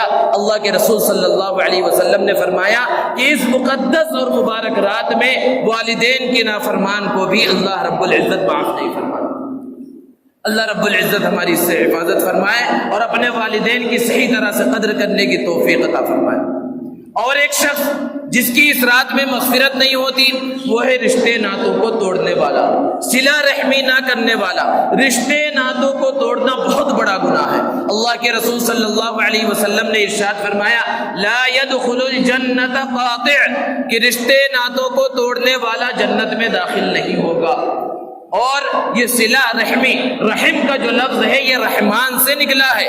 حدیث میں اللہ کے رسول صلی اللہ علیہ وسلم نے ارشاد فرمایا کہ اللہ رب العزت نے صلہ رحمی سے یہ کہا کہ جو تجھے جوڑے گا میں اسے جوڑ دوں گا، اور جو تجھے توڑے گا میں اسے توڑ دوں گا۔ آج لوگ یہ کہتے ہیں کہ بھئی ہم تو رشتہ داری قائم کرنا چاہتے ہیں، فلاں ہی جو ہے ہم سے بات نہیں کرتے، سامنے والے ہی ہم سے بات کرنا نہیں چاہتے، اگر وہ بات کریں گے تو ہم بھی کریں گے۔ یہ کوئی صلہ رحمی ہے؟ یہ کوئی رشتہ داری جوڑنا ہے؟ رشتہ داری جوڑنا اور صلہ رحمی کس کو کہتے ہیں؟ کہ سامنے والا رشتہ داری کو توڑنے پر اڑا ہوا ہو اور پھر ہم رشتہ داری کو جوڑنے کی کوشش کریں، یہ اصل صلہ رحمی ہے۔ سامنے والا بھی رشتہ داری کو جوڑ رہا ہے، صلہ رحمی کر رہا ہے، اور ہم بھی صلہ رحمی کر رہے ہیں، تو اس میں کون سا کمال ہے؟ کمال تو یہ ہے کہ سامنے والا رشتہ توڑنا چاہتا ہے اور ہم رشتوں کو جوڑنے کی کوشش کریں، یہ اصل کمال ہے۔ تو صلہ رحمی کی بہت بڑی اہمیت ہے، اور جو صلہ رحمی نہیں کرتے ایسے مقدس اور مبارک رات میں ان کی مغفرت نہیں ہوتی۔ اور ایک شخص جس کا تذکرہ حدیث مبارکہ کے اندر آیا، جس کی اس مقدس رات میں مغفرت نہیں ہوتی، الفاظ المسبل، کہ اپنے ازار، اپنے پائجامے، اپنے ٹخنے سے نیچے پہننے والا، یعنی کوئی سا بھی کپڑا جو انسان اوپر سے ڈال رہا ہے، چاہے جبہ ہو، قبہ ہو، پائجامہ ہو، پینٹ ہو، لنگی ہو، جو چیز بھی پہن رہا ہے اس سے اگر ٹخنے کا جو حصہ ہے، جو دو ابھری ہوئی ہڈیاں ہیں، وہ چھپ جائے تو ایسا شخص اتنا غلیظ شخص ہے، اتنا بڑا گنہگار شخص ہے کہ ایسی مقدس رات جس میں اللہ رب العزت آسمان دنیا پر نزول فرما ہے، بندوں کے گناہوں کو معاف فرما رہے ہیں، ایسے شخص کو اللہ معاف نہیں فرماتا۔ ایک حدیث میں پیارے آقا صلی اللہ علیہ وسلم نے ارشاد فرمایا ما اسفل من الکعبین من الازار فی النار، یہ ٹخنوں کا جو حصہ کپڑوں سے چھپ جائے گا وہ جہنم میں جائے گا، آگ میں جلے گا۔ تو جہنم میں جب اللہ رب العزت اتنے حصے کو ڈالیں گے تو اس کو کاٹ کر صرف اتنے حصے کو نہیں ڈالیں گے کہ باقی کو جنت میں ڈال دے، اور اتنے حصے کو، پورے انسان کو جہنم میں ڈالا جائے گا۔ دوستو کیسی وبا ہے یہ، کیسی بیماری ہے، اور کیسا شوق ہے، کیسا فیشن ہے، عقلیں ماری گئی ہیں، کیا بچہ، کیا چھوٹا، کیا بڑا، کیا جوان اور کیا بوڑھا، ہر کوئی اس بیماری کے اندر مبتلا ہے۔ اور ایسا نہیں کہ معلوم نہیں ہے، اتنی خطرناک وعیدیں بارہا سن رہے ہیں۔ اللہ کے رسول صلی اللہ علیہ وسلم کا فرمان صحیح حدیثوں کے اندر موجود ہے کہ ٹخنوں کا جو حصہ کپڑوں سے چھپ جائے گا وہ جہنم میں جائے گا، لیکن نوجوان ہیں، بڑے ہیں، بوڑھے ہیں، چھوٹے ہیں، سب کوئی اس بیماری کے اندر مبتلا ہے۔ اور نوجوانوں کا حال تو یہ ہے کہ پینٹ اتنے بڑے بڑے ہیں کہ راستے پر چل رہے ہیں تو ان کے پینٹ راستوں کی گرد کو، دھول کو، گندگیوں کو صاف کر رہے ہیں، ان کے پینٹ پیچھے سے پھٹ جا رہے ہیں اور اس کو فیشن سمجھا جا رہا ہے، روڈ صاف کر رہے ہیں، اور مسجدوں کے اندر جب آ رہے ہیں تو ٹخنے کو جو ہے کھول لیا جا رہا ہے اور پینٹ کو تھوڑا سا اوپر کر لیا جا رہا ہے، اور ابھی نماز سے فارغ ہوئے مسجد کی باؤنڈری سے بھی باہر نہیں نکلے ہیں کہ وہ دوبارہ پھر نیچے۔ کیا اللہ رب العزت سے ڈرنا اللہ رب العزت کی ذات صرف مسجد کے اندر ہے؟ اور اللہ کے رسول صلی اللہ علیہ وسلم نے جو یہ بیان فرمایا کہ ٹخنوں کا حصہ کھلا رہے اور ٹخنے تمہارے کھلے ہونے چاہیے، یہ صرف مسجد کے اندر ہونا چاہیے؟ کہیں حدیث میں بتلا دیجئے کہ اللہ کے رسول صلی اللہ علیہ وسلم نے فرمایا ہو کہ نماز میں تمہارے ٹخنے کھلے ہونے چاہیے، نماز کے باہر بند ہو تو بھی چلے گا؟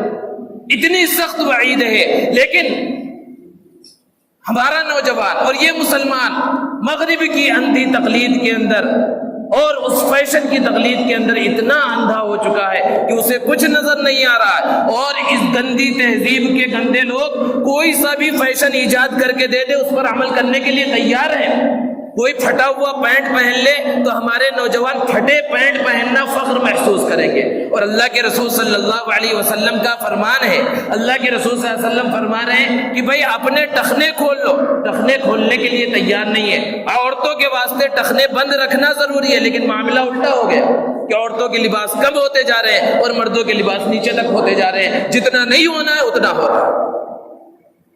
دنیا والوں نے کہا، اس نئی تہذیب نے، نئے فیشن نے کہا کہ اپنے گھٹنے کھول لو۔ نوجوان گھٹنے کھول کر ہاف پینٹ پہن کر پورے شہر کے چکر لگانے کے لیے تیار ہے، یعنی نئی تہذیب کچھ کہہ رہی ہے، نیا فیشن کچھ کہہ رہا ہے، نوجوان فوراً قبول کر رہا ہے۔ اور اللہ کے رسول صلی اللہ علیہ وسلم نے بھی تو کچھ کہا ہے کہ اپنے اس ٹخنے کو جو ہے کھلا رکھو۔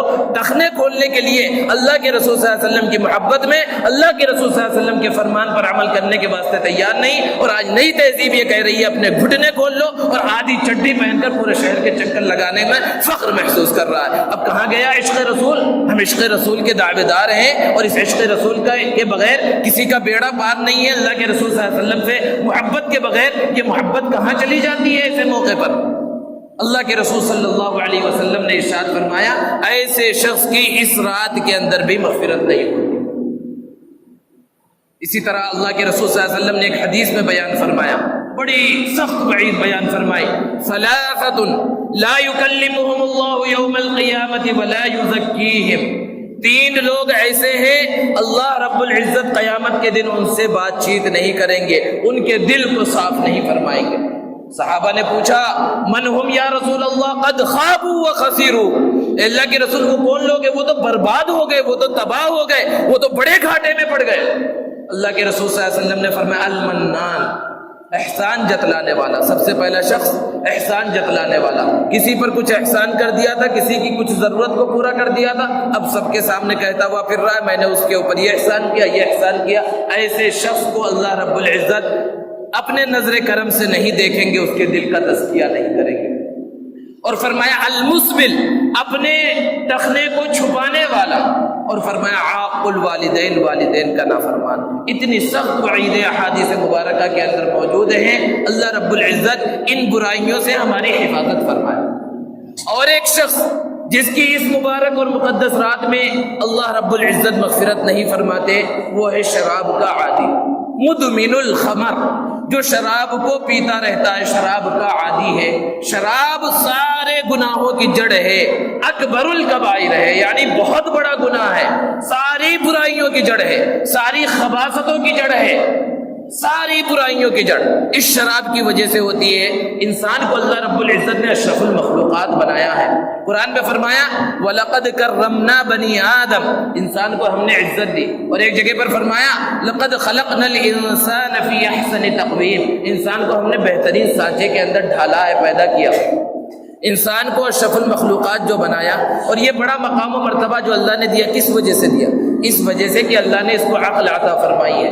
کسی دوسری مخلوق کو، جانوروں کو اللہ نے ایسی عقل عطا نہیں فرمائی جو عقل اللہ نے انسان کو عطا فرمائی ہے، کہ اس عقل کو استعمال کر کے انسان کتنی ترقی کر رہا ہے۔ آج اس عقل کو استعمال کر کے اس نے لوہے کو ہوا میں اڑا دیا، ایسے ایسے جہاز تیار کر دیے کہ جو بغیر پائلٹ کے دنیا کے کونے کونے اور چپے چپے کا پتہ لگا سکتے ہیں، وہاں جا کر واپس آ سکتے ہیں۔ اور ایسی ایسی ایجادات کر رہا ہے انسان کہ انسان سوچ کر، عقل انسانی سوچ کر حیران و پریشان ہے۔ کیوں کر رہا ہے؟ اپنے عقل کو استعمال کر کے یہ عظیم نعمت اللہ نے عطا فرمائی ہے۔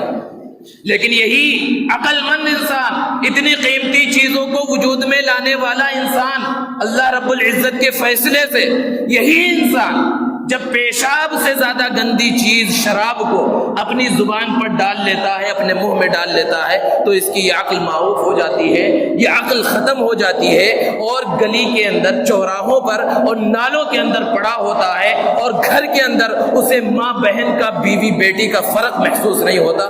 عقل معوف ہو جاتی ہے سب سے پہلے اس شراب کی وجہ سے۔ اللہ کے رسول صلی اللہ علیہ وسلم نے بنی اسرائیل کے ایک شخص کے واقعے کو بیان فرمایا، بہت بڑا عابد تھا، اور اس نے اپنی عبادت گاہ شہر کے باہر ایک جگہ پر بنا رکھی تھی، اور وہیں عبادت کے اندر مشغول رہتا تھا، اللہ اللہ کی کیا کرتا تھا۔ ایک مرتبہ ایک شخص اس کے پاس آیا، اس عابد کے پاس، اور اس نے کہا کہ میری جو مالکہ ہے، کسی عورت کا وہ خادم تھا، اس نے کہا کہ جو میری مالکہ ہیں انہیں کسی معاملے میں آپ کی گواہی کی ضرورت ہے، آپ اگر گواہی دے دیں گے تو ان کا مسئلہ حل ہو جائے گا۔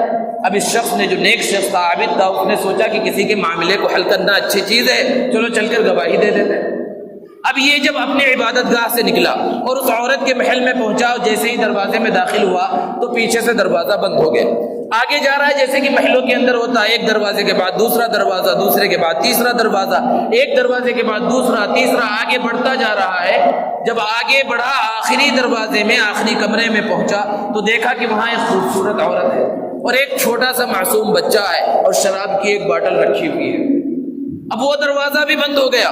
اب اس عورت نے کہا، میں نے کسی معاملے میں گواہی واہی کے لیے نہیں بلایا، میں نے یہاں پر تمہیں 3 کاموں میں سے کوئی ایک کام کرنے کے لیے بلایا ہے، اگر ان تینوں کاموں میں سے کوئی کام نہیں کرو گے تو پھر میں تمہیں بدنام کر دوں گی، باہر جا کر میں یہ کہوں گی کہ تم نے میرے ساتھ زیادتی کی کوشش کی ہے، اور پھر اس کے بعد انجام کیا ہوگا یہ تم اچھی طرح سے جانتے ہو۔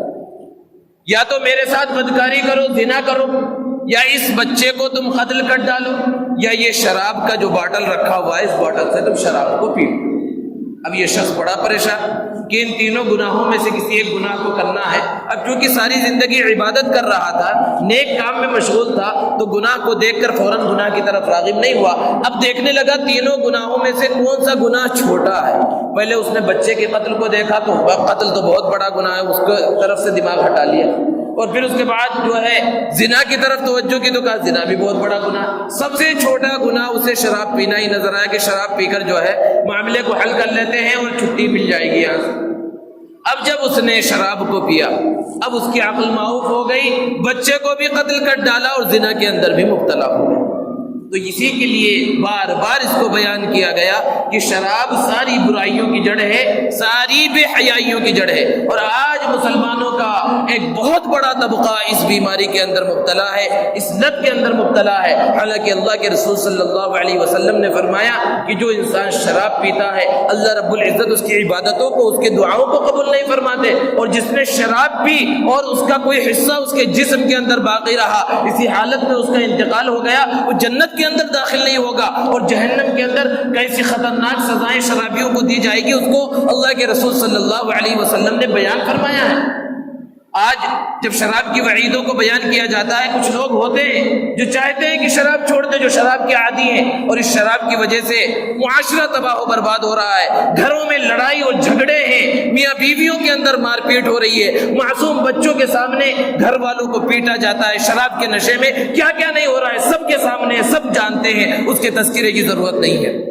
لوگ کہتے ہیں بھائی شراب چھوٹتی نہیں ہے، ایک مرتبہ جب شراب کی عادت پڑ گئی اب چھوٹتی نہیں ہے۔ صحابہ کرام رضوان اللہ تعالی علیہم اجمعین کی زندگی ہمارے لیے نمونہ ہے۔ اللہ کے رسول صلی اللہ علیہ وسلم جس زمانے میں تشریف لائے، اس زمانے کو زمانے جاہلیت کہا جاتا ہے، اور اس زمانے میں جتنی شراب پی جاتی تھی شاید کہ آج اتنی کولڈ ڈرنکس نہیں پی جاتی جتنی شراب پی جاتی تھی۔ کیا بڑا، کیا چھوٹا، کیا بچے، کیا عورتیں، سب شراب پیتے تھے۔ اور ابتدائی اسلام میں شراب کی حرمت نازل نہیں ہوئی، اس لیے بعض صحابہ بھی شراب پیتے تھے۔ روایتوں کے اندر موجود ہے کہ بڑے بڑے بہت سے صحابہ موجود ہوتے اور شراب کے جام چلتے تھے، کیونکہ شراب حرام نہیں ہوئی تھی۔ جب حرام ہوئی تب صحابہ نے چھوڑا۔ حضرت انس رضی اللہ تعالی عنہ بیان فرماتے ہیں کہ میں ایک جگہ پر موجود تھا، میرے سوتیلے والد حضرت ابو طلحہ رضی اللہ تعالیٰ عنہ موجود تھے، اور ان کے پاس قیمتی شرابیں موجود ہوتی تھی، وہاں دیگر صحابہ بھی موجود تھے، اور میں انہیں شراب ڈال ڈال کر دے رہا تھا، اور سب شراب کے جام ہاتھ میں لیے ہوئے تھے، شراب پی رہے تھے کہ اتنے میں اللہ کے رسول صلی اللہ علیہ وسلم کے اوپر شراب کی حرمت نازل ہوئی، اور کسی نے آ کر بتلایا کہ شراب حرام ہو چکی ہے۔ حضرت انس فرماتے ہیں کہ جس کے ہاتھ میں جام جہاں تھا وہیں سے واپس ہو گیا، منہ تک پہنچا تھا تو ایک قطرہ اس کے بعد اندر نہیں گیا۔ اور حضرت ابو طلحہ میرے والد اٹھے، اور ان کے پاس قیمتی شرابیں، کئی سال پرانی شرابیں، زیادہ پرانی جو شراب ہوتی ہے اسے زیادہ قیمتی مانا جاتا ہے، اس کے مٹکے موجود تھے، سب کے سب وہیں پر توڑ ڈالے، کیونکہ اللہ کے رسول پر شراب کی حرمت نازل ہو چکی ہے، اللہ کا فرمان آ چکا ہے، اب شراب نہیں پی۔ اور روایتوں سے پتہ چلتا ہے کہ جس دن شراب کو حرام کیا گیا تو مدینے کی گلیوں کے اندر شراب ایسے بہنے لگی جیسے کہ بارش ہونے کے بعد گلیوں میں پانی بہتا ہے، کہ موسلا دھار بارش ہو تو سڑکوں پر اور گلیوں میں پانی بہتا ہے۔ اس دن جس دن شراب کو حرام کیا گیا تھا، مدینے کی گلیوں میں ایسے ہی شراب پانی کی طرح بہ رہی تھی، کیونکہ لوگ اپنی شراب پھینک رہے تھے۔ حضرت نافع بن کیسان رضی اللہ تعالیٰ عنہ فرماتے ہیں کہ میرے والد حضرت کیسان شراب کے کاروبار کرتے تھے، اور شراب لینے کے واسطے کسی ملک گئے تھے، اور اپنا پورا سرمایہ شراب میں لگا دیا، اور بہت قیمتی شراب لے کر مدینے میں پہنچے، پوری زندگی کی جتنی پونجی جتنا سرمایہ تھا لگا دیا تھا اس میں کہ نفع ہوگا۔ مدینے میں جیسے ہی شراب لے کر پہنچے، کسی نے بتلایا کہ شراب تو حرام ہو چکی ہے، آپ شراب لے کر پہنچے، پریشان ہو گئے، اللہ کے رسول صلی اللہ علیہ وسلم کے پاس پہنچے اور عرض کیا، اللہ کے رسول میں نے سنا ہے شراب حرام ہو چکی ہے۔ آپ صلی اللہ علیہ وسلم نے فرمایا ہاں۔ حضرت کیسان نے کہا کہ اللہ کے رسول ٹھیک ہے، اس کو مسلمان کوئی نہیں پیے گا، لیکن جو غیر مسلم ہیں ان کے اوپر تو حرام نہیں ہوئی، کیا یہ شراب میں غیر مسلموں کو بیچ سکتا ہوں؟ اللہ کے رسول صلی اللہ علیہ وسلم نے فرمایا کہ جس چیز کا استعمال کرنا حرام ہے اس کا بیچنا بھی حرام ہے۔ حضرت کیسان رضی اللہ تعالیٰ عنہ کے پیشانی پر ذرہ برابر شکن نہیں آئی، اور وہ اپنی پوری زندگی کا سرمایہ، پوری پونجی جو لگا چکے تھے، فوراً آئے اور پورے شراب کا جتنا ان کے پاس اسٹاک تھا سب کو ختم کر ڈالا، سب کو تباہ کر ڈالا۔ یہ صحابہ کرام کی زندگی ہمارے سامنے، اچانک انہوں نے شراب چھوڑا، چھوڑنے کے طریقے ہیں، یہ پہلے زمانے کا لوگ کہتے وہ صحابہ کی زندگیاں تھی، موجودہ زمانے میں بھی ایسے لوگ موجود رہے ہیں جنہوں نے اللہ کا حکم جب پہنچا اور شراب کی خرابیاں اور برائیاں ان کی نظروں کے سامنے آئی تو انہوں نے اچانک شراب کو چھوڑا۔ حضرت جگر مراد آبادی رحمۃ اللہ علیہ اردو کے بہت بڑے شاعر گزرے ہیں، مراد آباد کے تھے، بہت شراب پیتے تھے لیکن شاعری بھی بہت اچھی کرتے تھے، اور آواز اتنی اچھی تھی کہ بڑے بڑے مجمع کو مشاعروں کے اندر شراب کے نشے میں قابو کر لیا کرتے تھے۔ آواز بہت غضب کی، بہت سریلی، بہت میٹھی آواز اللہ نے عطا کی تھی۔ اتنا شراب پیتے تھے کہ چلنے کی طاقت نہیں ہوتی تھی، لوگ انہیں اٹھا کر مشاعرے میں لا کر اسٹیج پر بٹھاتے تھے، اتنا شراب پیتے تھے۔ اللہ رب العزت نے ہر ایک کے توبہ کے لیے وقت مقرر کر رکھا ہے، توبہ کی توفیق بھی حضرت حکیم الامت رحمۃ اللہ علیہ کے ہاتھوں پر ان کی مجلس میں جب پہنچے ہیں تو وہاں پر انہوں نے دعا کی درخواست کی کہ میرے لیے 4 دعائیں کر دیجیے۔ پہلی دعا یہ ہے کہ میں شراب چھوڑ دوں، اور دوسری دعا یہ کیجیے کہ میں داڑھی رکھ لوں، اور تیسری دعا میرے لیے یہ کیجیے کہ میں حج کر کے آ جاؤں، اور چوتھی دعا یہ کیجیے کہ اللہ رب العزت میری مغفرت فرما دے۔ انہوں نے دعا کی اور دعا کے آثار ظاہر ہونا شروع ہوئے، انہوں نے اچانک شراب کو چھوڑ دیا۔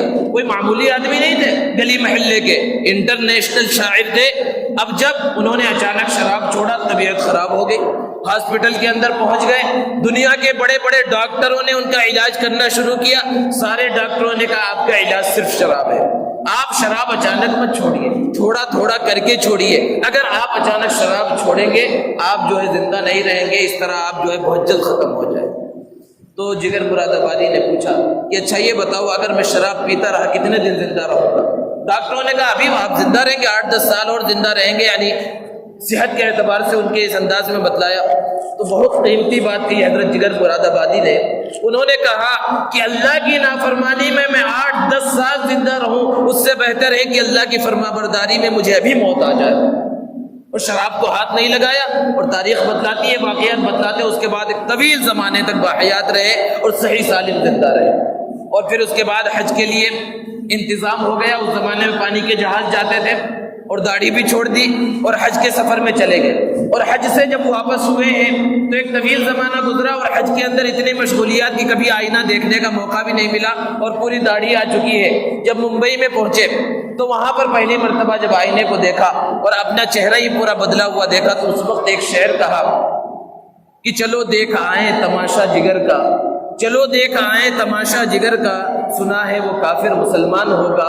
یہ شعر انہوں نے ممبئی میں کہا اور مراد آباد کے لیے روانہ ہوئے ہیں۔ وہ مراد آباد بعد میں پہنچے، ان کا شعر ان سے پہلے مراد آباد پہنچ چکا، اور جب رکشے پر سوار ہوئے ہیں تو رکشہ چلانے والا ان کا وہی شعر گنگنا رہا ہے۔ انہوں نے پوچھا کس کا شعر پڑھ رہے ہو تو اس نے کہا جگر مراد آبادی کا۔ اسے پتہ ہی نہیں ہے کہ یہ شعر کہنے والا خود ان کے تانگے میں اور ان کے رکشے کے اندر موجود ہے۔ یہ مقبولیت اللہ رب العزت نے انہیں عطا فرمائی تھی۔ تو کہنے کا مطلب یہ ہے کہ دوستو اگر انسان ارادہ کرے اور پختہ ارادہ کر لے تو کوئی چیز بعید نہیں ہے۔ تو بہرحال بات چل رہی تھی کہ کن کن لوگوں کی اللہ رب العزت اس رات میں مغفرت نہیں فرماتے۔ ان میں سے ایک شراب پینے والا، اور ایک شخص جس کی اس رات مغفرت نہیں ہوتی ناحق کسی کو قتل کرنے والا۔ قتل کرنا بہت بڑا گناہ ہے۔ اللہ رب العزت نے قرآن مجید میں ارشاد فرمایا وَمَن يَقْتُلْ مُؤْمِنًا مُتَعَمِّدًا فَجَزَاؤُهُ جَهَنَّمُ خَالِدًا فِيهَا، کہ جو کسی مسلمان کو جان بوجھ کر قتل کر دے بغیر کسی وجہ کے تو اس کے لیے جہنم ہے، ہمیشہ ہمیشہ اس کے اندر رہے گا۔ اس کے اوپر اللہ کا غصہ ہے، اللہ کی لعنت ہے، دردناک عذاب ہے۔ اسی طرح زنا کرنے والے کی اللہ رب العزت اس رات مغفرت نہیں فرماتے۔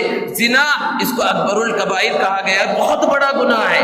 لیکن آج حالات ایسے ہو گئے کہ زنا کاری بہت زیادہ بڑھتی جا رہی ہے، اور جس طرح زنا حرام ہے اسی طرح دواعی زنا یعنی وہ سب کام جو زنا تک پہنچانے والے ہیں وہ سب کے سب حرام ہیں۔ اور آج ہمارا نوجوان ان سب چیزوں کے اندر بہت زیادہ مبتلا ہو چکا ہے۔ یہ سب چیزیں بہت آسان ہو گئی ٹیکنالوجی کی وجہ سے، سوشل میڈیا کی وجہ سے، موبائل اور انٹرنیٹ کی وجہ سے یہ سب چیزیں بہت آسان ہو گئی ہیں۔ بوائے فرینڈ اور گرل فرینڈ کا کلچر ہے، بچیوں سے لڑکیوں سے باتیں کرنا، چیٹنگ کرنا، اور یہ ساری چیزیں ہیں جو زنا کے گناہ کے اندر داخل ہیں۔ ہر مسلمان کو، ہر نوجوان کو اس برائی سے بچنا ہے، اور جو بڑے سرپرست حضرات ہیں ان کی ذمہ داری ہے کہ ان سب چیزوں کا خیال رکھیں۔ تو دوستو بہرحال یہ چند گناہ ایسے ہیں جن کے بارے میں اللہ کے رسول صلی اللہ علیہ وسلم نے فرمایا کہ یہ گناہ کرنے والے ایسے ہیں کہ اس مبارک رات میں بھی اللہ رب العزت ان کی مغفرت نہیں فرماتا۔ دوستو اب اگر کسی سے یہ گناہ ہو گئے اور گزشتہ کی زندگی میں ان گناہوں کے اندر کوئی مبتلا رہا اور پھر اب وہ توبہ کرنا چاہتا ہے تو کیا توبہ ہو سکتی ہے؟ نہیں ہو سکتی۔ توبہ دوستو ہے ہی اسی لیے کہ کتنا بھی بڑا گناہ ہو جائے، کتنا بھی بڑا گناہ کر لے، سمندر کے جھاگ کے برابر انسان گناہ کر لے، اللہ رب العزت کے دربار میں آ کر توبہ کر لے، اللہ رب العزت گناہ معاف فرما دے۔ دوستو اللہ رب العزت نے فرمایا نحن اقرب الیہ من حبل الورید، کہ ہم انسان کے شہرگ سے زیادہ قریب ہے۔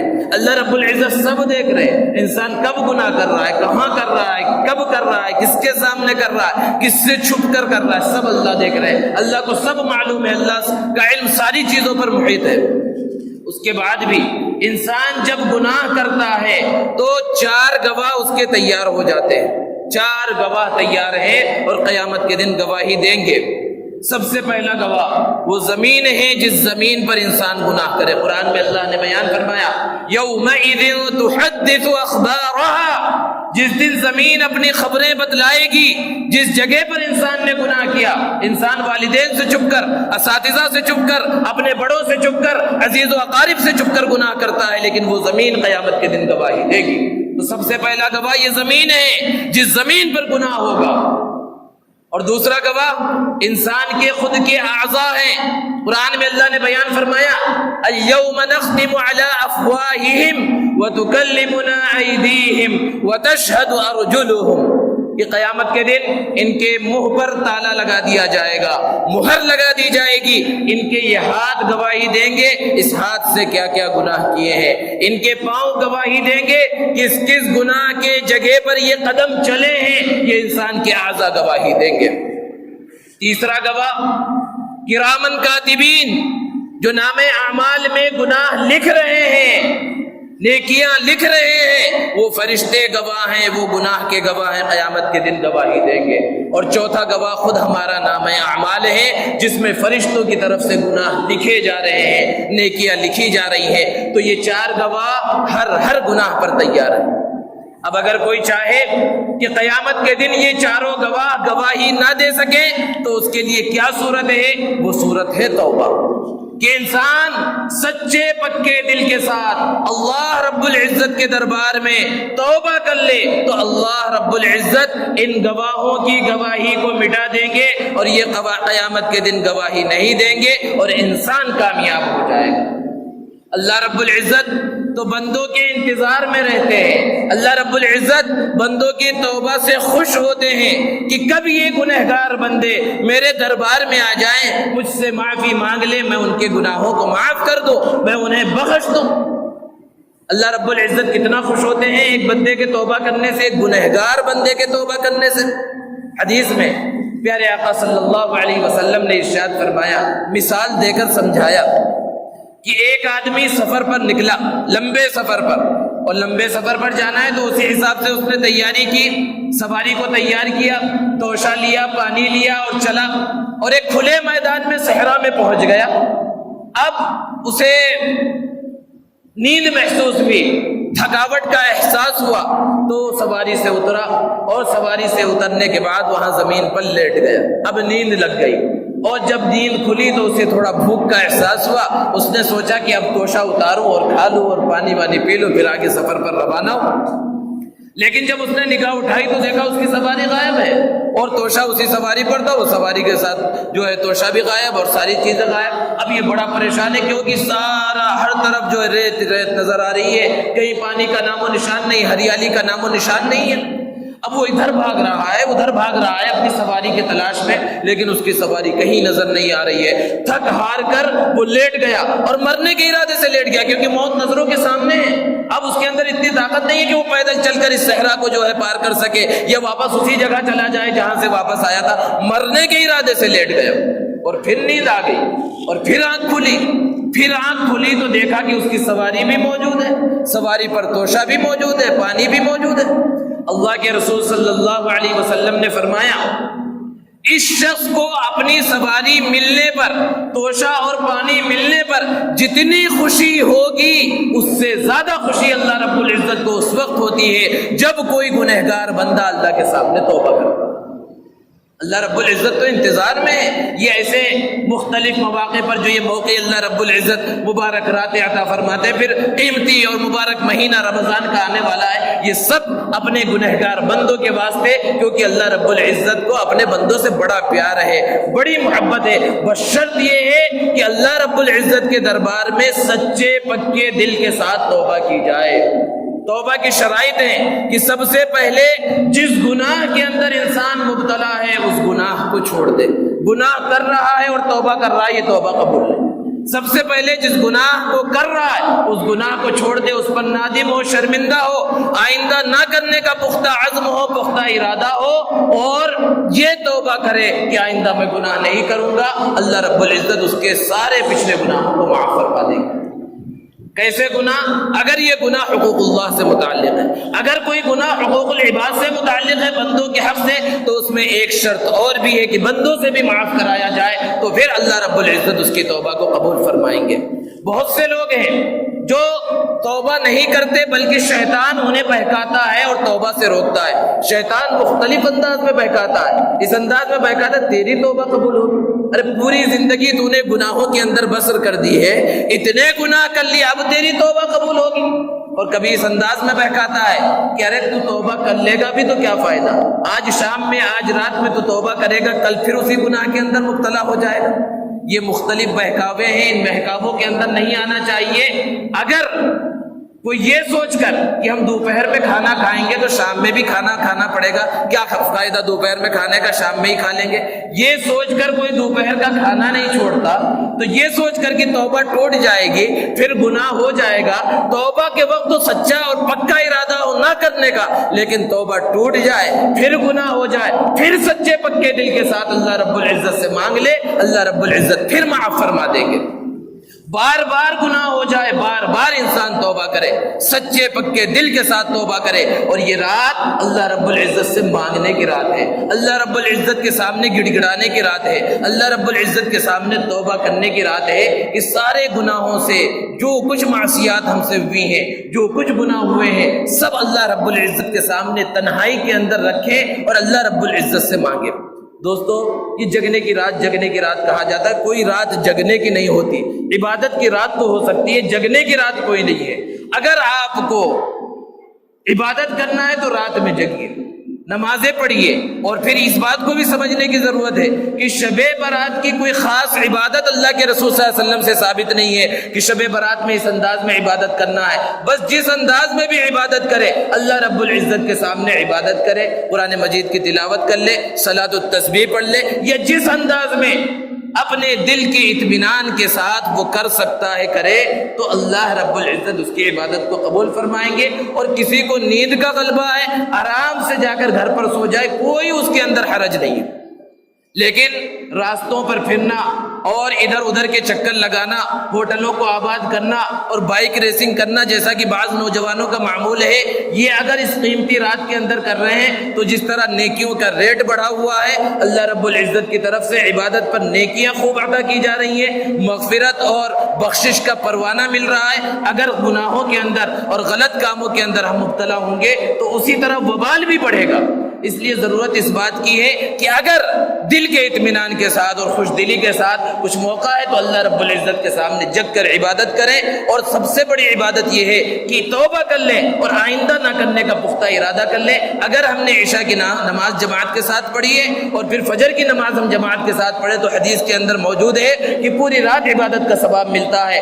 اور صبح کے اندر صبح کے وقت تھوڑی دیر پہلے اٹھ جائیں، اگر سونے کا تقاضا ہے، اور تہجد کی کچھ رکعت نمازیں پڑھ لیں تو اس میں بھی عبادت کا ثواب ملے گا۔ اور اگلا جو دن آ رہا ہے جو 15 شعبان کا ہے، اس کے اندر روزہ رکھنے کے بارے میں مختلف روایات ہیں، بعض لوگ اس کا انکار کرتے ہیں اور بعض اس کو ثابت کرتے ہیں۔ لیکن دوستو، اللہ کے رسول صلی اللہ علیہ وسلم سے جیسا کہ منقول ہے کہ شعبان کے مہینے میں اللہ کے رسول صلی اللہ علیہ وسلم کثرت سے روزہ رکھا کرتے تھے، تو اس اعتبار سے روزہ رکھا جائے۔ اور 13، 14، 15 جو ایام 20 کہلاتے ہیں، اللہ کے رسول صلی اللہ علیہ وسلم کا ہمیشہ کا معمول تھا۔ اور حضرت علی رضی اللہ تعالی عنہ کی بھی روایت ہے، ایک روایت جس کی سند اگرچہ ضعیف ہے، اس اعتبار سے اگر کوئی روزہ رکھے کل کے دن تو اللہ رب العزت اسے ثواب عطا فرمائیں گے۔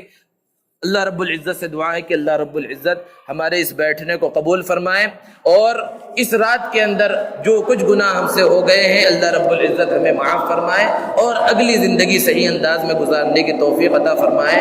وآخر دعوانا الحمدللہ رب العالمین۔ مختصر دعا فرما لیں اور پھر اپنی دعاؤں اور اپنی عبادتوں کے اندر آپ حضرات مشغول ہو جائیں۔ الحمدللہ رب العالمین، اللہم صلی علی سیدنا و مولانا محمد وبارک وسلم۔ یا اللہ یا رحمن یا رحیم یا ذا الجلال والاکرام، یا احد الصمد الذی لم یلد ولم یولد ولم یکن له کفوا احد، اللہم یا اول الاولین و یا آخر الاخرین، ظلمنا انفسنا وان لم تغفر لنا وترحمنا لنکونن من الخاسرین، رب اغفر وارحم وانت خیر الراحمین۔ یا رب العالمین، ہمارے گناہوں کو معاف فرما، یا الہ العالمین ہماری خطاؤں سے درگزر فرما، یا رب العالمین ہمارے صغیرہ کبیرہ جانے میں انجانے میں جو بھی گناہ ہو گئے اپنے فضل و کرم سے معاف فرما۔ یا رب العالمین امت مسلمہ پر رحم فرما، جہاں بھی مسلمان پریشان حال ہیں ان کی پریشانیوں کو دور فرما۔ یا رب العالمین جو مقروض ہیں ان کے قرضوں کی ادائیگی کے اسباب مہیا فرما۔ یا رب العالمین جو بے روزگار ہیں انہیں حلال روزگار عطا فرما۔ یا رب العالمین جو بیمار ہیں انہیں شفاء کاملہ دائمہ عاجلہ مستمرہ عطا فرما۔ یا رب العالمین محمد علی صاحب کو شفاء کاملہ عطا فرما۔ یا رب العالمین جو اس دنیا سے رخصت ہو گئے ان کی مغفرت فرما۔ یا رب العالمین ہم سب کا خاتمہ اپنے اپنے وقت پر ایمان پر فرما۔ یا رب العالمین موت سے پہلے موت کی صحیح تیاری کرنے کی توفیق عطا فرما۔ یا رب العالمین عذاب قبر سے حفاظت فرما، محشر کی رسوائیوں سے حفاظت فرما، عذاب جہنم سے حفاظت فرما، جنت الفردوس میں داخلہ عطا فرما۔ یا رب العالمین حوض کوثر پر حضور اکرم صلی اللہ علیہ وسلم کے دست مبارک سے جام کوثر عطا فرما۔ یا رب العالمین حضور اکرم صلی اللہ علیہ وسلم کی سنتوں پر عمل کرنے کی توفیق عطا فرما۔ یا رب العالمین حضور اکرم صلی اللہ علیہ وسلم نے جن لوگوں کے بارے میں فرمایا ان کی اصراط مغفرت نہیں ہوتی، یا رب العالمین ان سے ہماری حفاظت فرما، ان گناہوں سے ہماری حفاظت فرما، یا رب العالمین سب کی مغفرت فرما، یا رب العالمین ہم سب کی مغفرت فرما، بال بال مغفرت فرما، یا رب العالمین ہم سب کا خاتمہ ایمان پر فرما، یا رب العالمین رمضان کی برکتیں اور رحمتیں ہمیں عطا فرما، رمضان جو مبارک اور مقدس مہینہ آنے والا ہے اس کی صحیح طرح سے قدر کرنے کی توفیق عطا فرما، یا رب العالمین جن لوگوں نے دعاؤں کے لیے کہا ہے یا لکھا ہے یا ان کا ہمارے اوپر حق ہے یا وہ ہم سے توقع رکھتے ہیں ان سب کے جائز مقاصد کو پورے فرما، یا رب العالمین محض اپنے فضل و کرم سے رحمت کی بارش کو نازل فرما، یا رب العالمین دھوپ کی اور گرمی کی شدت کو ختم فرما، یا رب العالمین سب پریشان ہیں، جانور بھی پریشان ہیں، انسان بھی پریشان ہیں، یا رب العالمین سب کچھ تیرے قبضے قدرت میں ہیں، محض اپنے فضل و کرم سے گرمی کی شدت کو ختم فرما، یا رب العالمین باران رحمت کا نزول فرما، یا رب العالمین اس مجلس کے اندر بڑے بوڑھے بھی ہیں جن کی داڑھیاں سفید ہو چکی ہیں، جن کے بارے میں تو نے فرمایا ہے کہ بوڑھے لوگوں سے اور سفید داڑھی والوں سے مجھے شرم آتی ہے، یا رب العالمین چھوٹے معصوم بچے بھی ہیں، جوان بھی ہیں، بوڑھے بھی ہیں، ہر طرح کے لوگ ہیں، یا رب العالمین ان سب کی برکت سے سب کی مغفرت فرما، ہم سب کی مغفرت فرما، یا رب العالمین بال بال مغفرت فرما، یا رب العالمین ہم اقراری مجرم ہیں، ہم نے بہت سے گناہ کیے، اعلانیہ بھی کیے، چھپ کر بھی کیے، یا رب العالمین سارے گناہوں کو معاف فرما، یا رب العالمین سارے گناہوں کو معاف فرما، یا رب العالمین جنت الفردوس میں